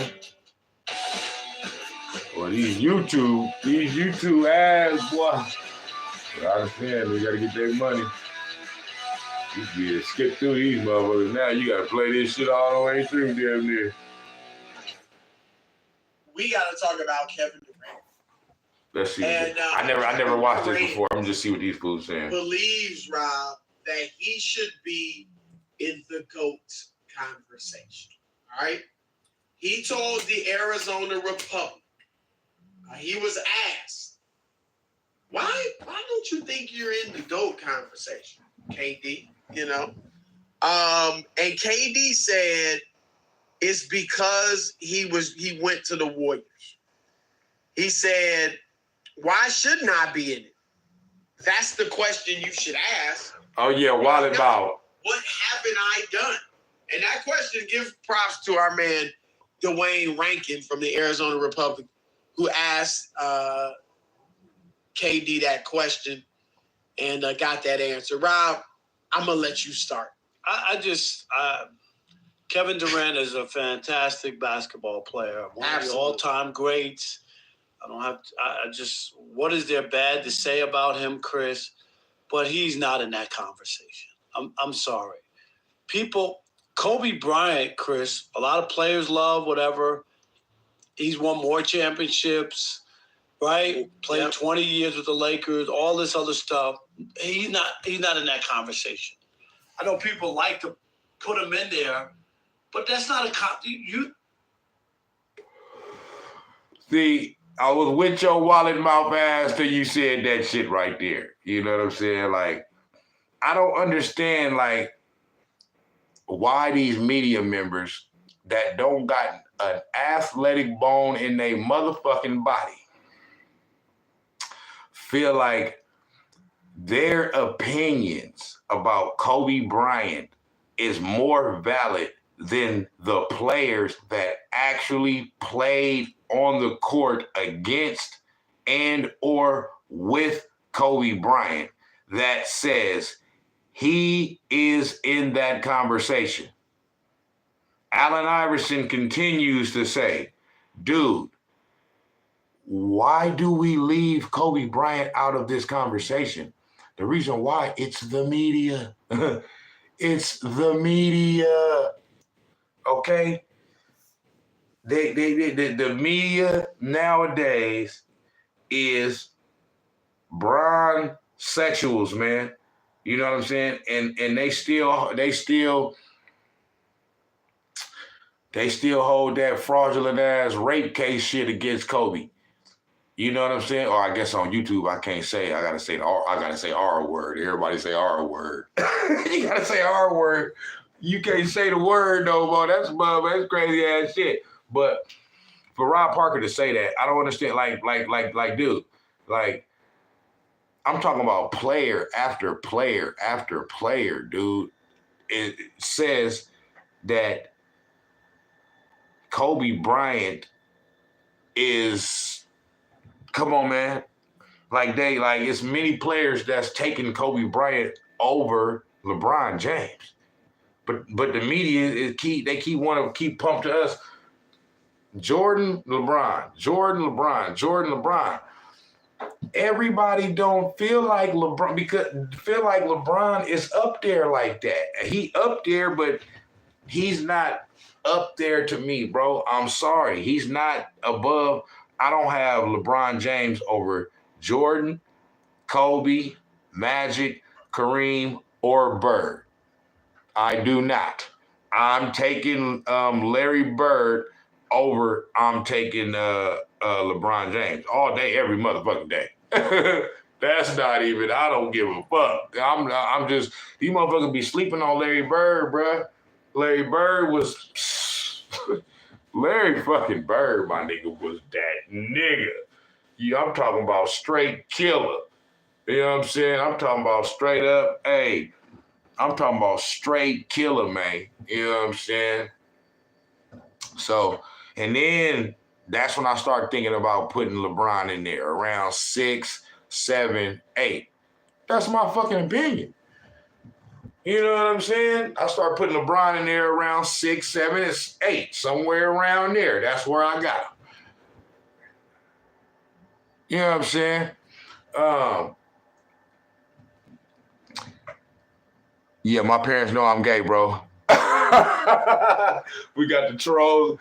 We got the trolls in this motherfucker. We got the bronzesexuals in here. They bad. The bronzesexuals is bad. Rick Barry and Larry Bird are slept on. Yeah, man, and Rick Barry too. You know what I'm saying? Rick Barry is slept on like a motherfucker too. But definitely, bro, like Larry Bird, I mean, it's ridiculous the way certain players get slept on. But for Rob Parker to sit up there and say that Kobe Bryant is not in that conversation when every player says that he should be in that conversation, I don't understand these media motherfuckers. You think the all-time greatest, there are 10 people you're talking about? Like, I'm just saying, like that can't, there's no such list. If there were 10 people on that list, Chris. So Kevin Durant's had a fantastic career, of late. Thank God he's playing better. He's healthy. He's playing great. A number of years he's been hurt, moving around. Dude, I'm not taking anything away. You went to a team that already won a championship without you. You went, and you didn't go along for the ride. You were MVP twice, and they probably would have won again if he didn't get hurt. So I love all that about Kevin Durant. No, he did. That's what I'm saying. He did go along for the ride. I'm not saying Kevin Durant did what he was supposed to do. But he went along for the ride, dog. Like, you know what I'm saying? Like, because you won the finals MVP, that don't, come on, man. Y'all putting too much stock in that finals MVP shit. You feel me? Durant. But if you want to put him next to Michael Jordan and LeBron James. I just don't think he's on that plateau. I just don't. And that's not a diss of him. It's not even a ability. knock. It is not a knock. I'm sorry. And you're right. Like nobody in their right mind would deny that Kevin Durant is an all-time great player. And he's definitely, Rob, I'd say a top 25 player, maybe a top 20 player. Probably most people probably have him top Chris Broussard. But there is no way he's in the GOAT conversation. Damn, that nigga. The only time. That nigga Chris Broussard said he top 25. That's not even like, boy, you not even sniffing the GOAT, boy. What the hell? You know what I'm saying? So damn, I got him. I think I had him a little higher than that. I don't think even I had him a little higher than top 25. Goodness gracious, but I can see that. I can see somebody like Chris Broussard, who's been around a little longer than me and seen, how because he probably got some motherfuckers up in there that I ain't even thinking about. Because, and see, that's another thing. See, it's hard, man, because when we talk about the top 10 of the all-time greats, when we say the top 10, it's really like 13 to 15 players that we talking about that can be in there. I agree. I got KD around right in that same region. You know what I'm saying? Anywhere between 15 and 20. Yeah. So, but yeah, Rick Barry too. I'm not even gonna front. Like, I don't sleep on Rick Barry. I know who, but I probably even, sleep on him a little bit. You know what I'm saying? But I definitely understand what Rick Barry is and who he was and how good he was. But, and it might be the white thing too. You know what I'm saying? But it might be, they get discredited a little bit because, they white or whatever. But I'm not saying it's a big factor. I'm just saying that subconsciously there might be that, but Larry Bird, I don't give a fuck. Like, Larry Bird was that dude. Like, I'm sorry. Like, and I'm talking about, and had a short career though. When you think about like a lot of players that be having 15, 16, 17 year career, he had a short career, man. As far as like what, Larry Bird played what? 11, 12 years, you know what I'm saying? Something like that. But only really had like maybe like 8 or 9 prime years, you know what I mean? Because he was them injuries in his back, you know what I mean? But they said Larry Bird was a straight killer, straight trash talking king, you know what I'm saying? They said Larry Bird tell your ass, hey, check this out. This is what I'm getting ready to do. This is what's getting ready to happen. Bruh gonna pass me the ball, okay? I'm gonna take 3 dribbles, 1, 2, 3. I'm gonna go in that corner over there. I'm gonna shoot the ball over you. It's gonna go in. We gonna win the game, big dog. You know what I'm saying? They said that man did that like hella times. You know what I'm saying? You feel me? But But another thing, real quick too, about the Steph KD thing is when KD was over here, all the numbers, this is the reason why I always say Steph always was the best player. I don't give a fuck what nobody say. When KD was over here, all the numbers are geared toward saying Steph was the better player. And especially all the numbers that pertain to like winning, right? So in the games where, when KD was here, when the games where Steph played but KD didn't play because of whatever reason, because he was hurt or whatever, the team stayed at like at that same like level of like winning percentage, offensive efficiency, and all that. You know what I'm saying? But in the games where KD played and Steph didn't, the team was still a good team, but they tailed off some. It's like it wasn't as dynamic, it wasn't as spectacular, it wasn't as offensive efficient, and they still won, but they didn't win as much. You know what I'm saying?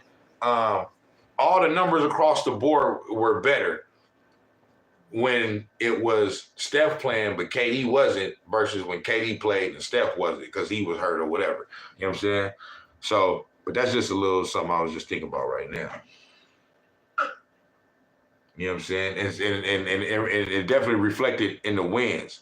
You know, the winning percentage was much higher. You know what I mean? When Steph played and KD didn't versus when KD played and Steph didn't. It has ever even been brought up. The only time that he's ever been discussed in the GOAT conversation is now. Right. I mean, I'm really like you don't. If you're in the GOAT conversation, others should put you in it. It's not gonna be because you said, "Hey, why am I not in the GOAT? Why aren't you guys talking about me?" Exactly. Exactly. I mean, and I'm gonna give. He said, "What haven't I done?" And I'm not even gonna. I don't want to say it in an insult tone to KD. No, because he is awesome and he's a great player. I'm glad he got his rings. I was one of the few that didn't. So I'll see what you said right here. Let me see. You said Wilt in my top 10. It's impossible for me to take him out of that top 10 because he was one of the only players that took down a stacked Boston team back in the 60s with that 67 Sixers. See, and I didn't even know that. You know what I'm saying? I didn't know that. I know that Bill Russell won the majority of their matchups, but I knew that he beat Bill Russell once or twice. You know what I'm saying? But no, and I'm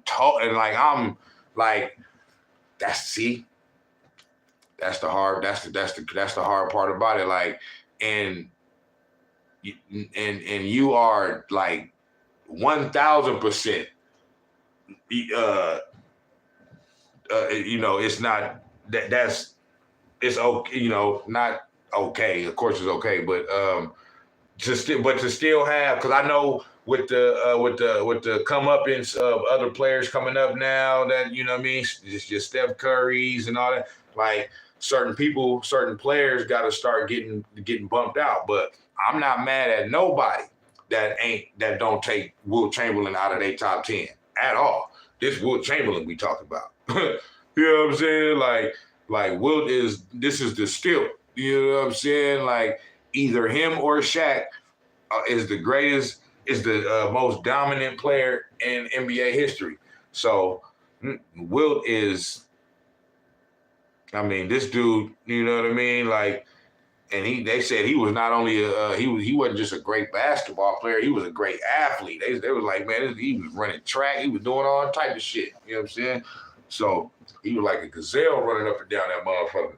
But yeah, Wilt, I'm not mad at nobody that got Wilt in their top 10 still, regardless of whatever. Steph and Draymond being out in 2020 season prevented them from winning 60 games. Yeah, those two was running away with MVP and defensive before they got hurt. Yeah, coming into that season, on my mama, coming into that season, it's documented on Facebook. I said this. I predicted that the Warriors were going to win 60 games that year. They won 54. They got to 54, but like you said, because of the injuries and all that. And I felt like they was going to win the championship. This is not a lie, because I'll admit, if I, you know what I mean, just like in 2015, I didn't think they was going to win no championship. No Warriors fan thought they was going to win the championship. But in 2022, I predicted, I was like, the Warriors are going to win 60 games this year. Motherfuckers laughed at me on Facebook. You know what I'm saying? And they didn't fully get to 60, but like you said, because they had the injuries and shit, but they end up winning the fucking championship. You know what I'm saying? And motherfuckers had to, some of my homies, some of my big homies, you know what I mean, who was talking about it was over for the Warriors and all that, and they had to be like, man, I was wrong. You know what I'm saying? Because they was talking about, they was saying it, trying to say it then. They was talking about how, oh, the NBA has caught up to the Warriors now, and it's over. And it's you know, they've caught up to the Warriors now. They figured them out type shit. Now I think that's finally coming to fruition and it's true. But at that time, nah, man, after KD left in 2019, I believe that even with KD going to Brooklyn, if Clay didn't get hurt, if Clay wasn't hurt and we came back in the 2019-2020 season healthy, I'm not saying it would have been a little rubble from KD departing, because it's like you gotta clear the him leaving is gonna leave a little dust to where you're gonna have to figure out ways to replace that with a few players. And they may not have done it that first year, but how bad we were that year, like, because we forget that 2019-2020 season, that ended up being the pandemic year, because the season got shut down in March or whatever, what was that, February or March, after Rudy Gobert went over. When it wasn't his fault. Nobody knew. Nobody was taking that shit serious until that. But man, once the NBA shut down, then after that, it's like the whole world just shut down after that. You know what I'm saying? It was just every day. It was just nope, shut down. But that was that season. But so maybe they wouldn't have won the championship that year. Okay. But they wouldn't have been 15-50. You know what I'm saying? Like they wouldn't have been 15-50. They would still been a play. Like the only reason why they were what they were that year is because everybody was hurt. KD had just left, Clay was hurt, and Steph got hurt in the third or fourth or fifth game of the season that year when he broke his hand or broke his wrist or whatever. You know what I'm saying? And then Draymond was like, man, I ain't got my crew, so he wasn't up to his, you know. How could you blame him? You know what I'm saying? I don't blame him for that. I heard Warriors fans talking about, he should have, Draymond Green, that was the year he could have showed his real leadership and took control. Like, bro, stop it. Stop it, dog. Like, stop it. There's a reason why the Golden State Warriors became what they became, because all the parts fit. What Steph don't do, Clay does. What Clay don't do, Draymond does. What Draymond don't do, Steph do. So it all fit. So when you don't got Steph and Clay there, it's not Draymond Green's not that type of NBA player. His role is to be what his role is on this team. So for the motherfucker to sit up there acting, he quit on the season and this, he didn't quit on the season, nigga. My team ain't here. What are you talking about?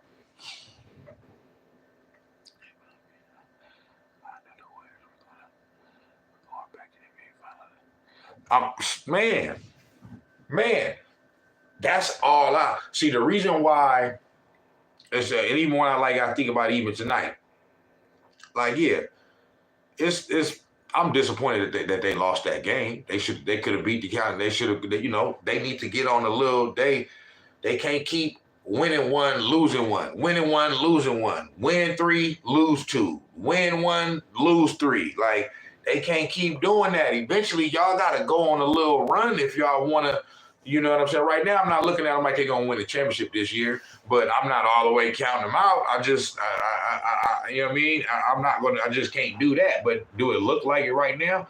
No, it don't look like it. But if they can find a way to, in a 8-game stretch, win 6 games, you know what I'm saying? Like go 6-2 or out of 10 games, if they can go 7-3 or some shit like that and get over the hump of 500, and then, you know what I mean? Then we might have a little action, because for me, the Warriors are no longer built for the regular season no more. You know what I mean? Because their core players are a little older now. So, but to me, they are still built for the playoffs though. You know what I mean? For a 7-game series. That's where they can still do some damage. And that's where you win championships. So that's the reason why I'm not gonna fully count them out, because they didn't won so much. I can't count them out, but they just gotta. So it's disappointing, but that they lost tonight. But once they won, I'm saying that because once they won that 4th championship, once they won that championship in 2022, like that's all I wanted them to do, and they ended up doing it. So now for me, I already felt like before that fourth championship, I was already like, man, they ain't got to win no more championships to prove to nobody, nothing to prove to nobody. And they didn't. They didn't have to win anymore to prove anything to nobody. But it is good that they got that. You know what I mean? Because it's just good for the history books. It's good for, you know what I mean, for conversations like this, to where you can look at it and say, because, you know, they'll still be trying to talk about. They still say it even after the Warriors won a championship in 2022, they still be trying to say, well, you wouldn't have them other two if KD didn't come. Like, I don't understand if people don't understand how dumb it sounds, bro, when you say that. So we won a championship before him. We won a championship after him. So you're going to try to tell me that there's no possibility that within that 2017 to 2019 time when they won 2 championships, that they couldn't win at least one more? If KD wasn't there, they already proved they won 2 without him. They won 1 before. Like, it'd have been, bro, that is super impressive. Like, it's one thing if they would have won 2 or 3 championships before KD, and then he came, and then they won another 1 or 2, and then after he left, they didn't win no more, because it's like it's over. But they won before him, and they won after him. So that's like,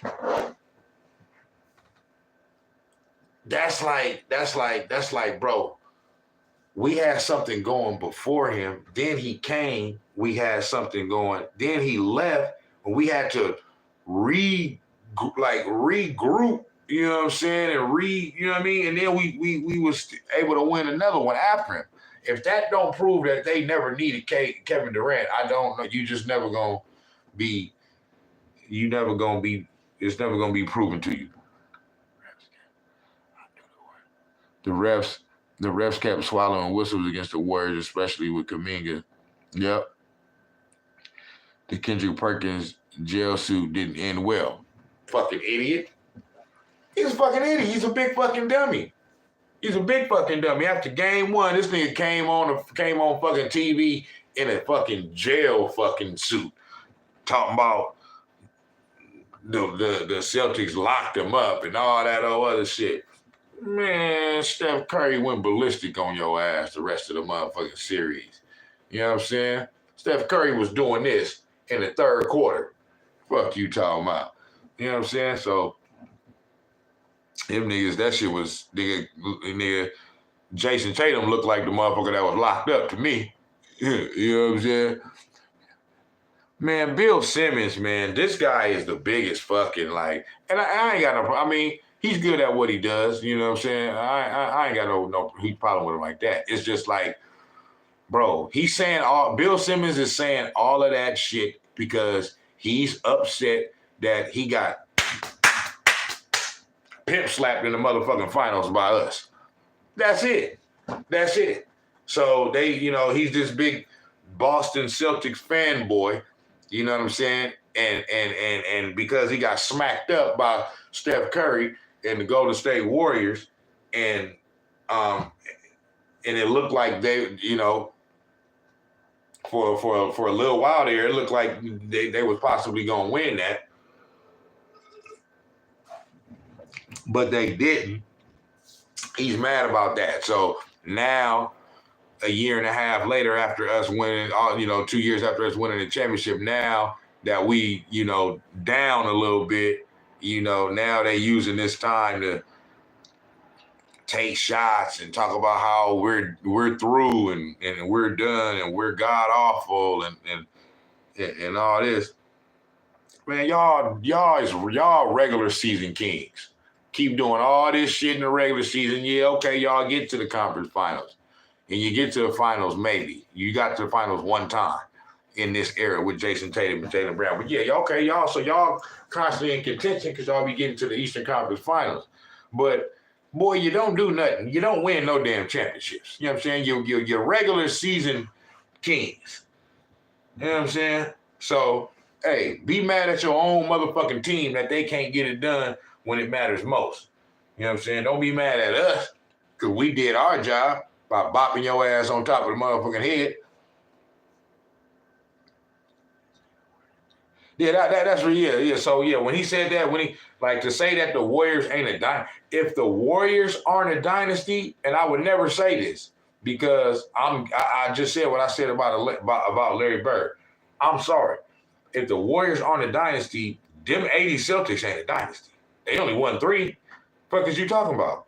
The Warriors won 4 in what? In how many years? They won 4 in 6 tries, and they won 4 in 8 years, I believe. So if that's not like, what are you talking about? What are you talking about, bro? You know what I'm saying? And they're gonna try to use it. Why? Because KD was only here or not here for all of it, and this and that. Man, that shit don't. KD ain't the connector of this shit. This is Steph, Clay, and Trey. Fuck you talking about? And not just them, you know, Iggy Dollar and Sean Livingston and all that. But I'm saying the core.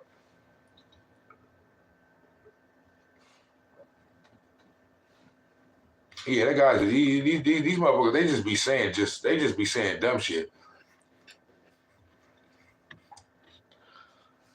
All the LeBron fans was cheering for Boston to destroy the Warriors. Of course, because all they're thinking about is LeBron's GOAT status. Everything is about his GOAT status.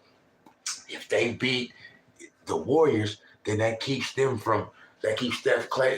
Clay, and Dre from getting a 4th championship and matching. Bro, Steph Curry came through and wrecked LeBron James' career, my nigga. Like, not like that, but just like, my nigga. 4 times they played in the finals, Steph Curry won 3. I don't give a fuck if 2 of them was with Kevin Durant. Bitch, if your ass would have never went to the Miami Heat, Kevin Durant would have never went to the Golden State Warriors. All that Kevin Durant do is follow behind your no hairline having ass. You know what I'm saying? So that's your fault that Kevin Durant was with us. You know what I'm saying? All the Warriors did when KD came over, we just one-upped you. You know what I'm saying? You want to stack the deck? Okay, we're going to show your bitch ass how to stack the deck. Yeah. I'm finna go join them motherfuckers over there. That would have been like, let me see. In the 90s, let's say the Warriors are the Bulls. That would have been, if KD going to join the Warriors is equivalent to who would have been the second best player in the 90s behind Jordan? At one point, you could have said it was Charles Barkley. At one point, you could have said it was Hakeem Olajuwon. At one point, you could have said it was Karl Malone. I'm going to say that would have been like Karl Malone in the 90s going to go join the Bulls. You know what I'm saying? Like, or some shit like that. That shit would have just been wild. But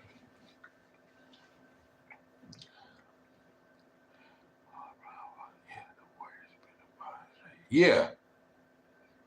The Warriors been to 5 straight finals and 60 Celtics, and yet they act since then. Okay. Adam Silver didn't like that. Steph broke his script. Yep.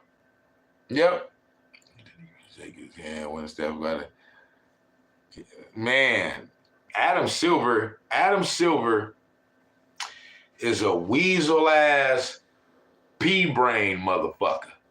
Like, I stopped fucking with him during the Kyrie situation. Once they start with Kyrie, like, once I seen how they did Kyrie when he simply just tweeted out a link to a fucking movie and shit, and they was trying to act like this motherfucker was fucking Hitler or something. You know what I'm saying? Like, I said, oh, nah. And everybody just turned on Kyrie. I said, oh, no.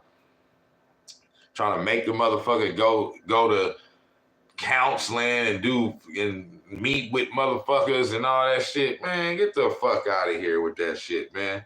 Yeah, Adam Silver, man, the NBA was rest in peace, David Stern. I'm sorry. See, I come from that era, man. Like where see, these motherfuckers now, they trying to be too player friendly and shit. They trying to like, fuck that.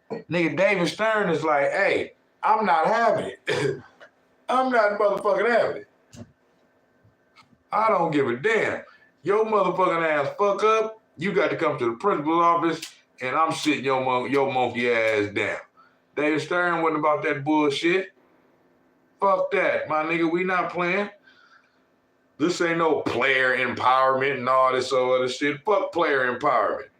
That's what's wrong with the shit. You know what I'm saying? When you got all these players running the franchise, those are the franchises that don't win. Look at the Warriors. I'm not saying that they don't get input from Steph, Clay, and Dre. Dre be at the fucking the NBA draft and shit. So, but Joe Lacob has let it be known many of times, the players play. The coaches coach and the front office. You know what I'm saying? Like, hey, we don't step on each other's toes. I'm not telling Steve Kerr what plays he should run and this and that and blah, blah, blah. Like, and so when that happens, to me, that's the right structure and infrastructure that you need, because if you got the players running that shit, bro, you're not going. It's not. That's the reason why LeBron James, all the teams, they got to switch players around every fucking year and shit. These motherfuckers still don't be winning. That's just sad, man. And y'all still be trying to call this motherfucker the GOAT.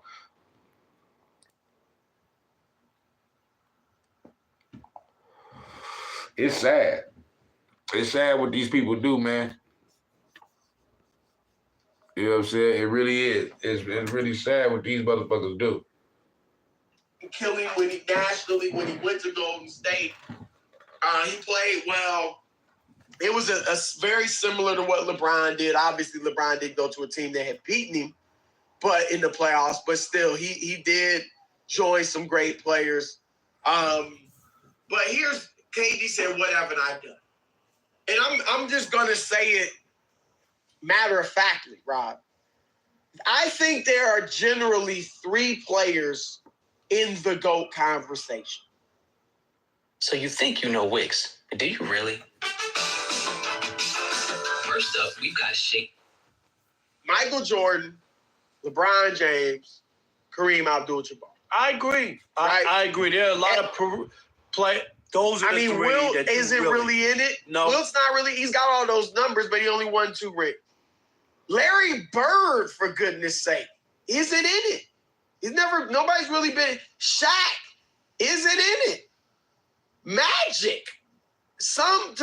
Magic's right there on the periphery, but for the most part, he's not really in it. He's considered an all-time great, and you might put him on your Chris. He's right. I mean, about as close as you can get to the GOAT conversation without actually being in it. But here's the thing, Rob. Michael Jordan, LeBron James, Kevin Durant, what were they that Kevin Durant's? It's just, man, the fact that they, I don't know, bro.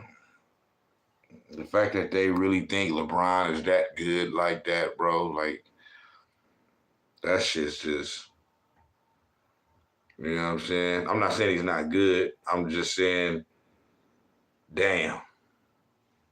They really think he's close to Jordan, bro.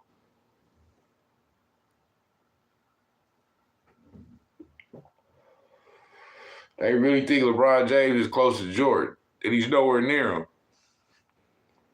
He's nowhere near him. He's near him as far as he's an all-time great. He's in my top 10, but he ain't really near him like.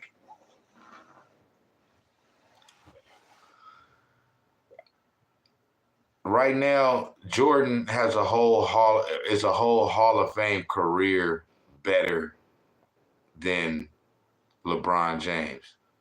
Right now, if you just say 2 NBA championships, 2 finals MVPs, a league MVP, you know, if you just take that alone, that's because I'm saying he got 2 more rings than LeBron. He has 1 more regular season MVP than him. He has 2 more finals MVPs than him. Like if that was just one player by itself, like that's a Hall of Famer right there. You know what I'm saying? 2 championships, 2 finals MVPs.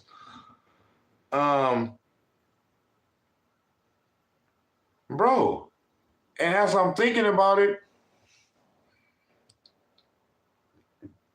that's Kevin Durant. 2 championships, 2 finals MVPs, and a league MVP. That's Kevin Durant. So basically, Michael Jordan is a Kevin Durant career better than LeBron James. And y'all motherfuckers think this motherfucker is in the same. I'll consider Kareem. You know what I mean? He's not better than Michael Jordan, but just because of even from high school and college shit, and then all the records that he got, and the fact that he does have 6 rings, and the fact that he does have 6 MVPs, like, yeah, I'll consider Kareem to be closer to Michael Jordan than LeBron. You know what I'm saying? These motherfuckers. All-time great defenders. Yep. All-time great defenders. Like Katie said, what haven't I done? That's what you haven't done. You've never made an all-defensive team. Nigga, that's not why he's not to go. LeBron James made 6 all-defensive teams. Michael Kareem made 10. Abdul-Jabbar made 12. Michael Jordan made 9 and was a defensive player of the year. Right. Like that's it. I mean, KD is a great scorer. I won't go as far as some. I heard Kendrick Perkins say it's not that's not the reason why. It's not the defense. Because Magic wasn't a good defender. And he's in that conversation. And I would probably say Larry Bird was probably a little bit better defender than Magic Johnson. But he wasn't like known as like a super great defender like that either. You know what I'm saying? And this is Bird and Magic we're talking about. You know what I'm saying? So it's not because of the defense, bro, that Kevin Durant is not the GOAT. He got less of a case than LeBron. LeBron is is closer to the GOAT than fucking Kevin Durant. This is fucking laughable that he even thinks this. You know what I'm saying? But hey, the delusion is real. Today, that he's the greatest scorer ever. No, he's not. Michael Jordan's the greatest scorer ever. I like Kendrick in his absolute terms, but I'm always wondering how. I love Kendrick. We've had him on the show. Remember, he started doing stuff with us before he went to ESPN. And God bless him. That's a great brother, and I'm happy for his success. But no, he's not the greatest scorer of all time. But he's mainly a scorer. He's not a passer like LeBron or a passer like Magic. He mainly scores. Kareem, obviously a defender, rebounder, because of his size, but still a great rebounder. That's one thing that's true is that, Kevin Durant, he's not a player that he doesn't make others around him better. He's just a bucket getter. There's nothing wrong with that. I'm not saying there's anything wrong with that, but that's not he's not. Some players are just naturally when they on the court, they naturally make others around them better. You know what I'm saying? Either because they're a good passer, like LeBron James, or because of what they what their presence brings to the court when they're on the court, like Steph Curry. You feel me?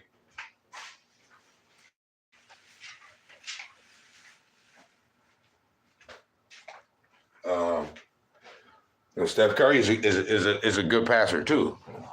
He's not as good as a passer as LeBron, but he is a great passer. You know what I'm saying?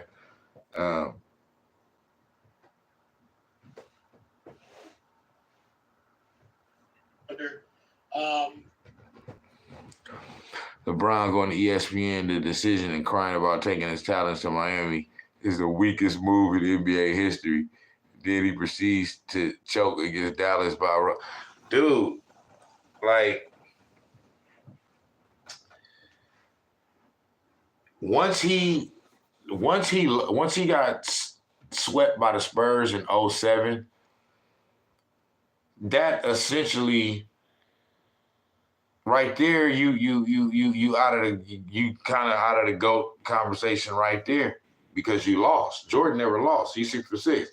Now, unless he was able to go on in his career and win like another 5 or 6 or 7 without losing another one, okay, then everything else, like as far as the overall statistics and all of that, kind of match up to what they already is right now, then okay, then you can say, but you could consider it and think about it. You know what I'm saying? Even with him having a loss and Jordan not having no losses. But he lost his first 2 finals. He lost you got swept in 2007, and then you lost in 2010. And then not only that, people forget LeBron couldn't even buy a win against the 2007 Spurs with Tim Duncan playing like trash. Exactly. Tony Parker won that MVP, that finals MVP. And this is another thing. People forget because Nike had the Puppets commercials. It was supposed to be Kobe versus LeBron in 2008 and 2009. Okay, because LeBron had at least finally got to the finals in 2007. So they was looking at it like, okay, he finna be here contending now for these next few years. And the Lakers were we're back at the top. You know what I mean? They had made the finals in 2008. So then in 2009, you know what I'm saying? Nike had their little promotion. They had the puppets where they had the LeBron puppet and the Kobe puppet. You know what I'm saying? It was all geared towards, okay, it's going to be Lakers, Cavs in the finals. You know what I'm saying? LeBron couldn't hold up his end of the Kobe. Kobe held up his end. he said, "Hey, I'm here." This nigga LeBron James, boy, you lost to Dwight and the Magic. You lost to Dwight Howard, Hedo Turkoglu, Jameer Nelson, and fucking Stan Van Gundy. After having the number 1 seed and winning over 60 games. You know what I'm saying? So, bro, like, I just don't get, you know what I mean? I just don't get. LeBron was obviously a tremendous passer along with scoring, and Michael Jordan was a fantastic defender along with scoring. Like, they did more than just score. And, you know, again, I don't want to tear apart KD's resume because it's a great one. But he is just not. Rob, I think the only way, because, you know, KD talks about basketball in terms like, I just want to get better every day. It's almost like he likes even, you know, he hasn't said this to my knowledge, but it's kind of like downplaying that it's really about winning and it's really just about mastering the game, right? And just getting your skills up and, you know, you playing against the game. You're not really even playing against the opponent. If I'm wrong, that's fine. But this kind of the feel sometimes I get from the way KD talks about the game. And I'm wondering, is he thinking, Rob, skill-wise, come on, I got handle, I can pass. And we get it for his height and all that. I can shoot with anybody. Like, come on, skill for skill, nobody's better than me. But I would say to KD, first of all, even that skill for skill, like, you're not the GOAT in that regard. But it's not about that. Once again, it's Michael Jordan. Once again, skill. I mean, you know, it's you can get stay a couple. I mean, Kevin Durant is skilled to the motherfucker. So I'm not saying he's not. You know what I'm saying? But when you talk about skills, brother, ain't no skills better than Michael Jordan, big dog. You know what I mean? He was just on another level, man. They just don't understand what Michael Jordan was. Like, so it's hard for people to understand. You know what I mean? That didn't see him. And then get a chance to see the others that came after him. You know what I'm saying? I didn't see who came before him, but everybody that came after him, I've seen everybody. There's no one that has matched him since him. It just, I haven't seen it. I haven't seen it. You know what I mean? Like, and the numbers back it up. All the numbers, everything back, the numbers, the eye test, everything backs it up, bro. You know what I mean? But these motherfuckers be like, but he did the Wizards. But what about the Wizards, though?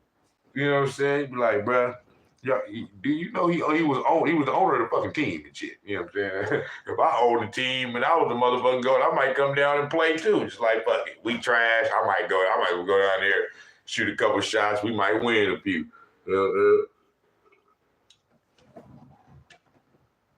So these motherfuckers is dumb in the motherfucker. Rob, how many times do we see a nondescript player, sometimes an international player, win the skills competition at All-Star Weekend? Right. It ain't about just who can dribble the best, shoot the best. These motherfuckers, I can't even buy a win against those, man. Last season, the NBA had leaked the script for Lakers-Boston NBA Finals, and they had LeBron winning Game 7, scoring 50 points.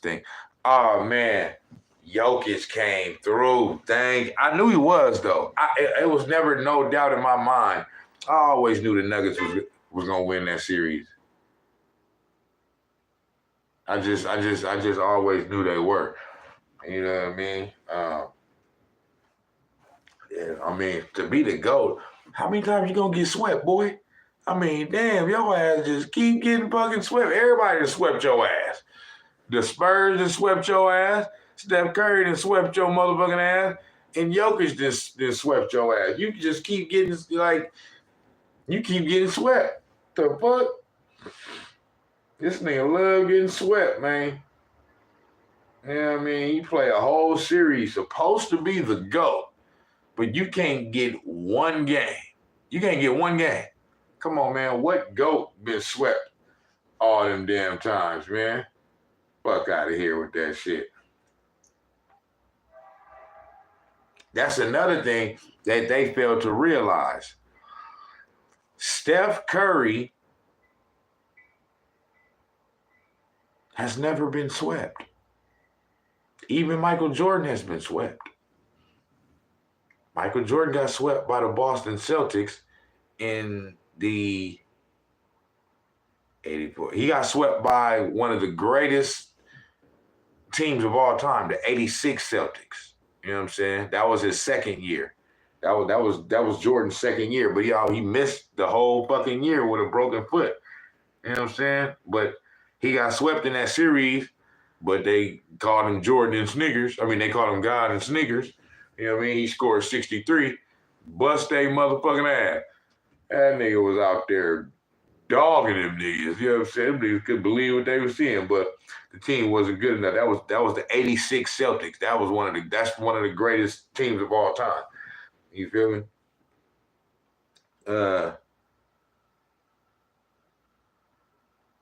But yeah, even Michael Jordan been swept. Steph Curry has never been swept.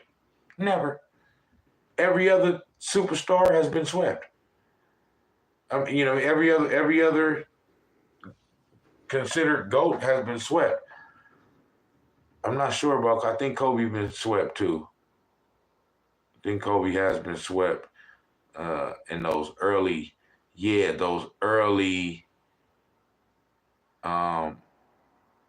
like some of those early Shaq years before they got Phil Jackson. I think, they got swept out of the playoffs by, I think, one of them teams, like the Spurs one year, or the you know what I'm saying? But yeah, Kobe been swept too. Kobe been swept. Shaq been swept hella fucking times. You know what I'm saying? Shaq been swept. Magic been swept. I'm not sure about Bird. Jordan been swept. LeBron been swept. Has Duncan been? Duncan has been swept. I think Tim Duncan has been swept. You know what I'm saying? I'm not sure on that, but I think one of them years the Lakers dog his fundamental ass. You know what I'm saying? Yep. Steph has never lost a series in 4 or 5 games. Almost lost to the Raptors in 5 until Splash Brother Miracle in the last 130 in the fourth quarter. Yeah. That was like, man. Yeah, they almost lost that in 5. You know what I'm saying? And then, yep, that's crazy. That's crazy, man. But this year, we gonna have to see, man. Fuck, man. They done lost that game tonight. There was no defense though. Yeah, they losing these games too. It's the turnovers and it's the fouls, but it's the turnovers, fouls, and defense. That's the reason why they lose. Like the game tonight was 134 to 133. Like they can score enough points still, but I mean, damn, they just can't get no stops. But yeah, man.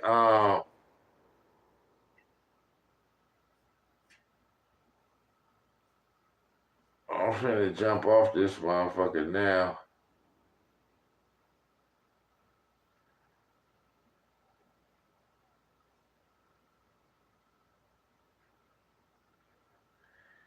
Like I said, it's Kevin Durant being overlooked in the GOAT debate. Fuck no. You ain't being looked over, bitch. Nappy head boy. But yeah, man, I gotta find that screenshot, man, to the convo me and KD had. I gotta find that, man.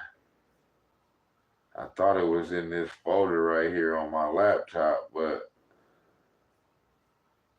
it's not in here. Or either that or I named it something else. And I don't remember what I named it.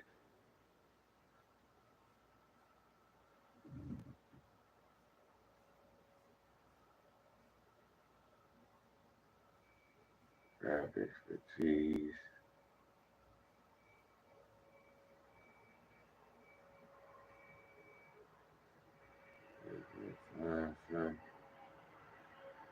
Yeah, man, I don't know what I did with that. I got it somewhere, though.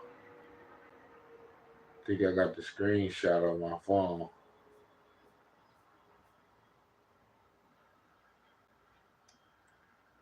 You did. But, yeah, I'm gone, man. KD, you're not in the GOAT conversation, boy. You know that. And I mean, if you was really in the GOAT conversation, we'd be going back and forth with motherfuckers on Twitter. You don't see Jordan tripping off nothing. Jordan just laid back chilling, man. Like this. You know what I'm saying? He ain't tripping off none of that. Motherfuckers say he the GOAT or not. The fuck? You niggas tripping, man.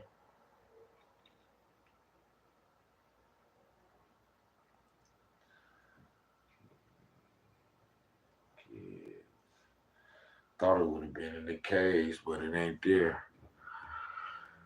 Snax on Sportz. I'll be back with another one. I'll be back with another one, man. Cheyenne, right on for tuning in. You feel me?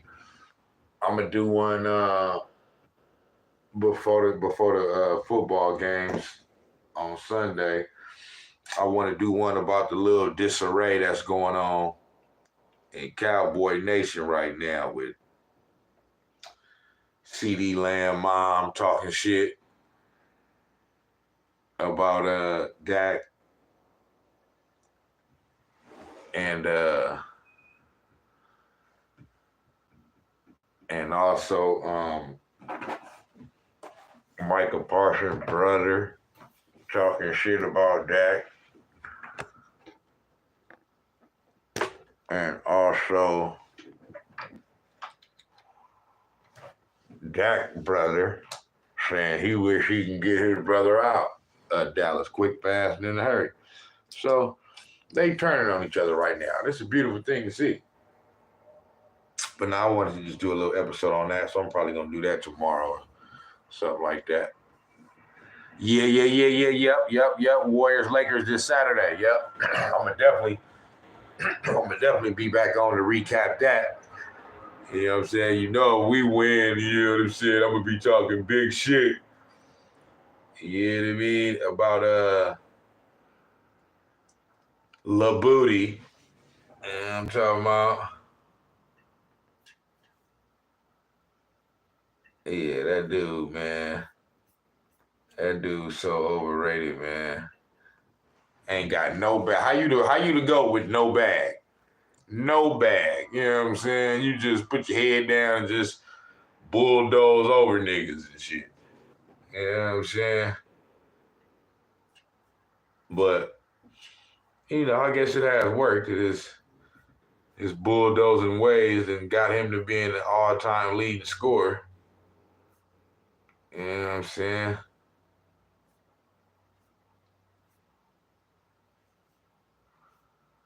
But I seen something, last thing I'm going to say before I go.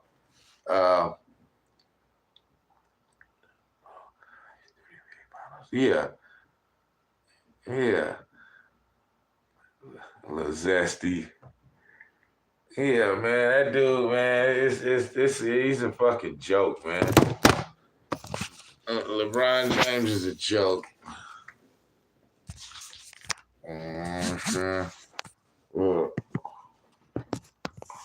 What was I gonna say? Damn, I forgot what I was gonna say. I was about to say one more thing real quick. I forgot. Fuck. Trying to remember it real quick.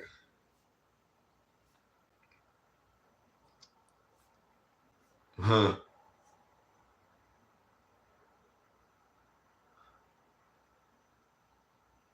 Somebody.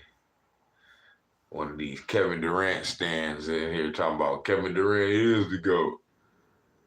And get your little...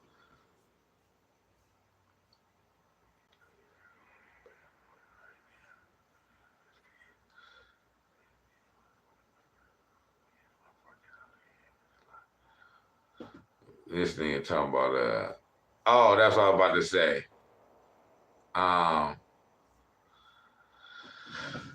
Steph, for the first time in however many times, he was not voted an all-star starter. You know what I'm saying? And I've seen some comments that were saying, okay, some people could stomach that, but if that's the case, LeBron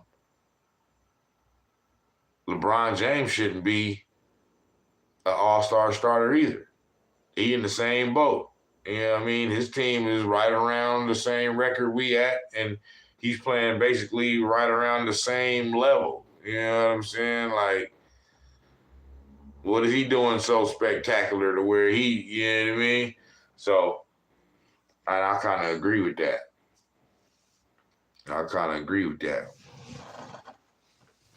You know, but that should be a little fire in the belly of Steph Curry. He came out like that tonight, but that would have been a good win if they could have got that, man. If they could have got that win tonight. But they didn't, because they're the Warriors. The 2023-2024 Warriors that find ways to lose close games instead of find ways to win close games. Brunson got snubbed. You know what I mean? Dame, it's just, and that's what I'm saying. If we're going to continue to just go off names, dude, Steph Curry is still the best point guard in the league, if you ask me. Well.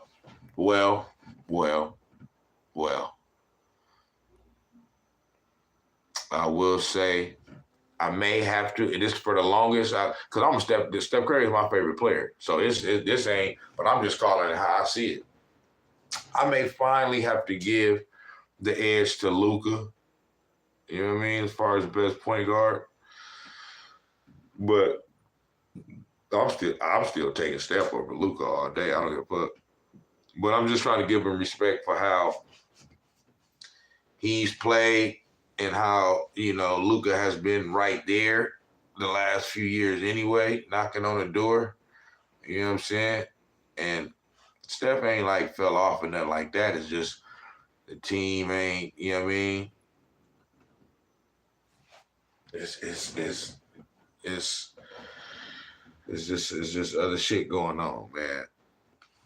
So, but I would still say Luka kicked a Suns fan. I didn't know about that. I know that something happened where he was trying to get a fan kicked out or something yesterday, but I didn't know he kicked a fan. But if he kicked a fan, I'm surprised. I'm surprised they didn't get him up out of there. That's crazy. But that's the Suns and the Mavs they got a real rivalry going on. You know what I'm saying? they got a real rivalry going on because every time they play each other, it's always some antics. You know what I'm saying? Like those of the Suns that are still there from when Luka did what he did to them a couple years ago, a few years back in that Game 7. I think they still salty about that.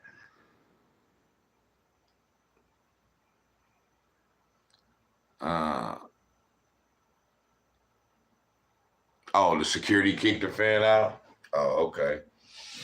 Yeah, I knew something happened, but I never dig deep into it. That's crazy though.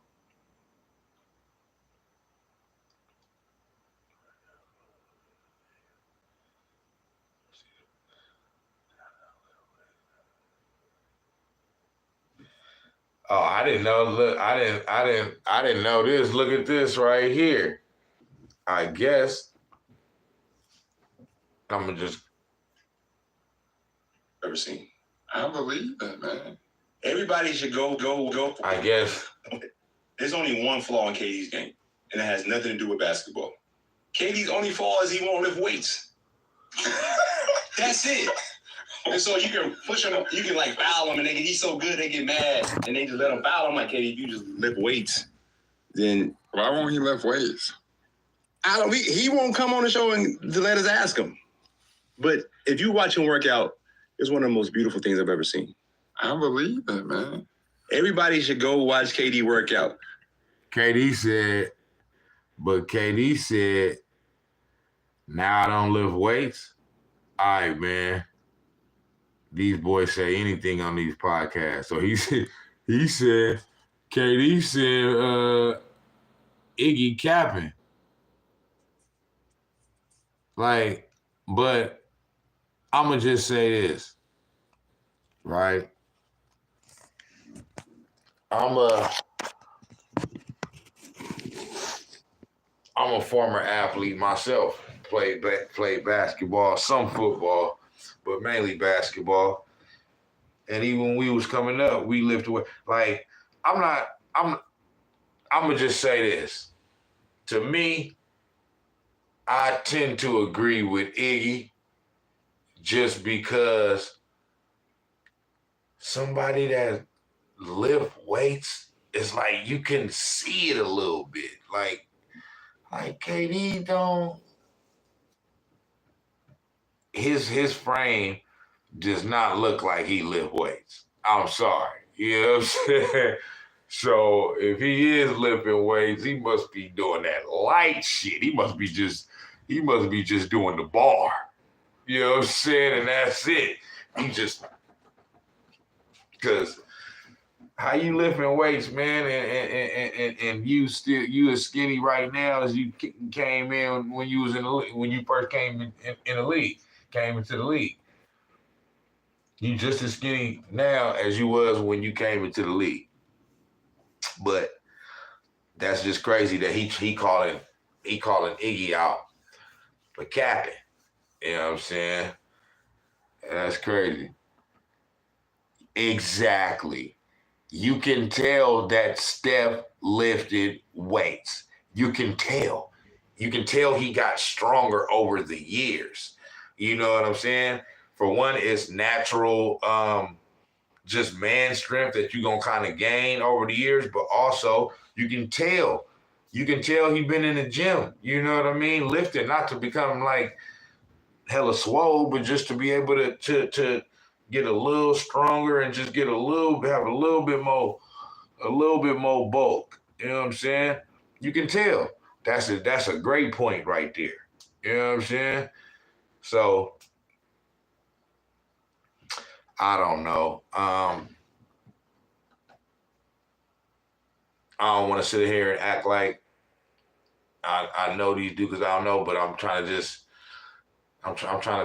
think, why would Iggy lie about that? Like, why would Iggy say that Steph don't? I mean that and when Iggy says that KD don't lift weights, I don't think he's saying literally that like he never ever picks up no type of. I think he's just saying that like on a regular basis kind of thing. He don't lift weights. That's not what he do.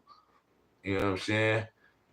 But I don't think he was saying KD ain't never lifted a weight type shit. KD saying like he taking it literal. You know what I'm saying? Like he's saying you don't never lift weights. You know what I'm saying? Maybe sometime pick him up a little bit, I don't know. But I just don't understand why Iggy would lie about something like that. You know what I'm saying? Like, why would he lie about that? But, I mean, KD, and then on top of that, KD, you want me to believe you? After you done had a burner account? We done caught you in lies. You know what I'm saying?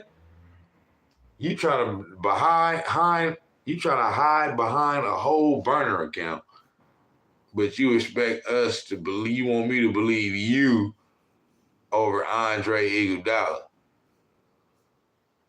You know what I mean? So I ain't never heard nobody come out and be like, man, that nigga Iggy be capping, man. You know what I'm saying?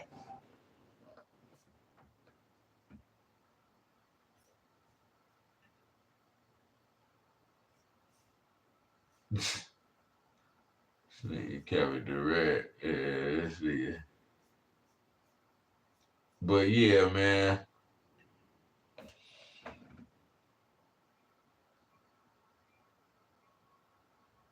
That'll make a couple band-aids.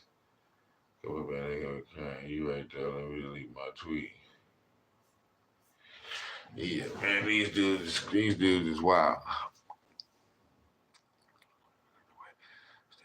Yeah, Steph knew the league ain't gonna give him calls. So he said, yep, I'm gonna get stronger myself. Strong. For sure. That's what you're supposed to do. Take matters in your own hands. Yeah, nah, definitely. JK, this is all I was saying about JK. I'm kind of over it now. But my thing is, I'm about team. I'm about the team, and my loyalty is always to Steph, Clay, and Dre, just because they brought the success. So like a month ago when he was talking that shit, man, and talking about and Steve Kerr also, my loyalty as a fan is to him as well. You know what I'm saying? But when he was talking all that shit about Steve Kerr, and when they was, saying, I done lost my trust now in Steve Kerr, and and him being able to get me where I gotta get to my career and all that, all because he was mad because he got took out of the game. You know what I mean? When he had been in like 6 or 7 previous games. But my thing is, I'm just like, whether Steve Kerr made a mistake in doing that or not, like, it's a team here, so you're not supposed to go to the media like that. Like, one thing about this whole era, you know what I mean, since the beginning, since they started winning championships and shit, that's one thing that the Warriors don't do. They don't go to the media and do that. So my whole perspective was like, man, if this dude gonna be doing that now and he think he like Mr. Hot Shot and he bigger than the team, get him up out of here. You know what I'm saying? But now that a little time has passed and they didn't seem like they didn't been able to patch that up, and he definitely, I can honestly say, since then, and then this is the crazy thing, because he said all of that, and then he was saying how, man, can't nobody stop me. Going, I'm the, nobody can know, like, he told, whoever, Marcus Thompson or whatever, can't nobody stop me from getting to the basket and all that. And then the very next game proceeded to have like 8 turnovers or 7 or 8 turnovers in the game.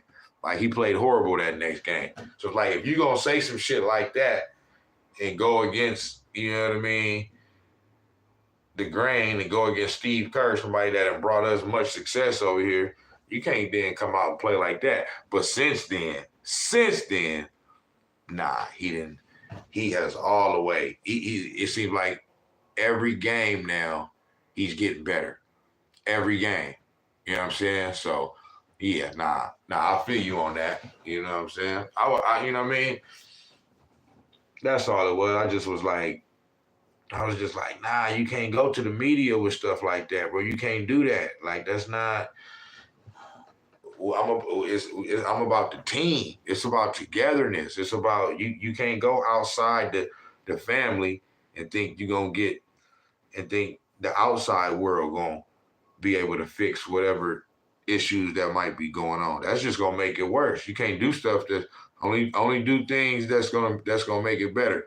But I like the way Steve Kerr handled it. He's like, you know what I'm saying? I understand. I ain't, I didn't take it personal or nothing like that. You know what I mean? But then also at the same time, I do understand too, because I do understand Kuminga's side as well, because he's trying to get that bag. So in trying to get that bag, he needs to get out there on the court and show what he can do. If he playing this more miniature role, then he ain't gonna be able to get that bag like that. You know what I mean? Because they gonna pay him for, you know what I mean, for what they need him to do. So, and that's another reason why I was saying it might be better off to trade him, because that way that he can go somewhere and show that, you know what I mean, he can be similar to like what Jordan Poole did to get his bag, you know what I mean? And then he can get his bag. Because they still feel like, regardless of even however it looked, they still trying to win a championship. You know what I mean? At least trying to win another championship. So that type of, you know what I mean, those type of attitudes, they ain't gonna, it don't help lead the championship. But now I think everything is better now. You know what I'm saying? So I'm with you on that. You feel me? I really don't think they need to make no trades, man. To be honest with you, I just don't. Only thing I think is that, because I think they still, I don't know, I might be wrong. I think they still got an open roster spot, but they just need a big. They just need some type of another big down there. But and I agree with you about what you said earlier, Trace Jackson Davis. You know what I mean? I feel like, you know what I mean? I feel like anytime he's in there, from what I see, he's always at least played serviceable. You know what I'm saying? Serviceable to very well. He's had some big games. You know what I'm saying?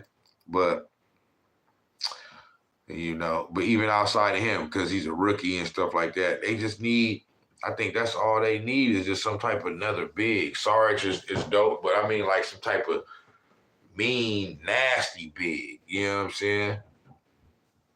But like, wish we had like a Nurkic, you know what I mean, or something like that. You know what I mean? Just somebody, but yeah, they'll be all right. If not, it's all good. You know what I mean? Ain't no big deal. They didn't have their time. They didn't won 4 championships, so you know, it's all to the good. But I'm finna get going though, man. I'm finna give me a little something to eat, man, and lay it down. I'll be back tomorrow with another one, Snacks on Sports. I'm gonna get at y'all though, man. Right on, Cheyenne. I'm gonna get at you on the next one. All right.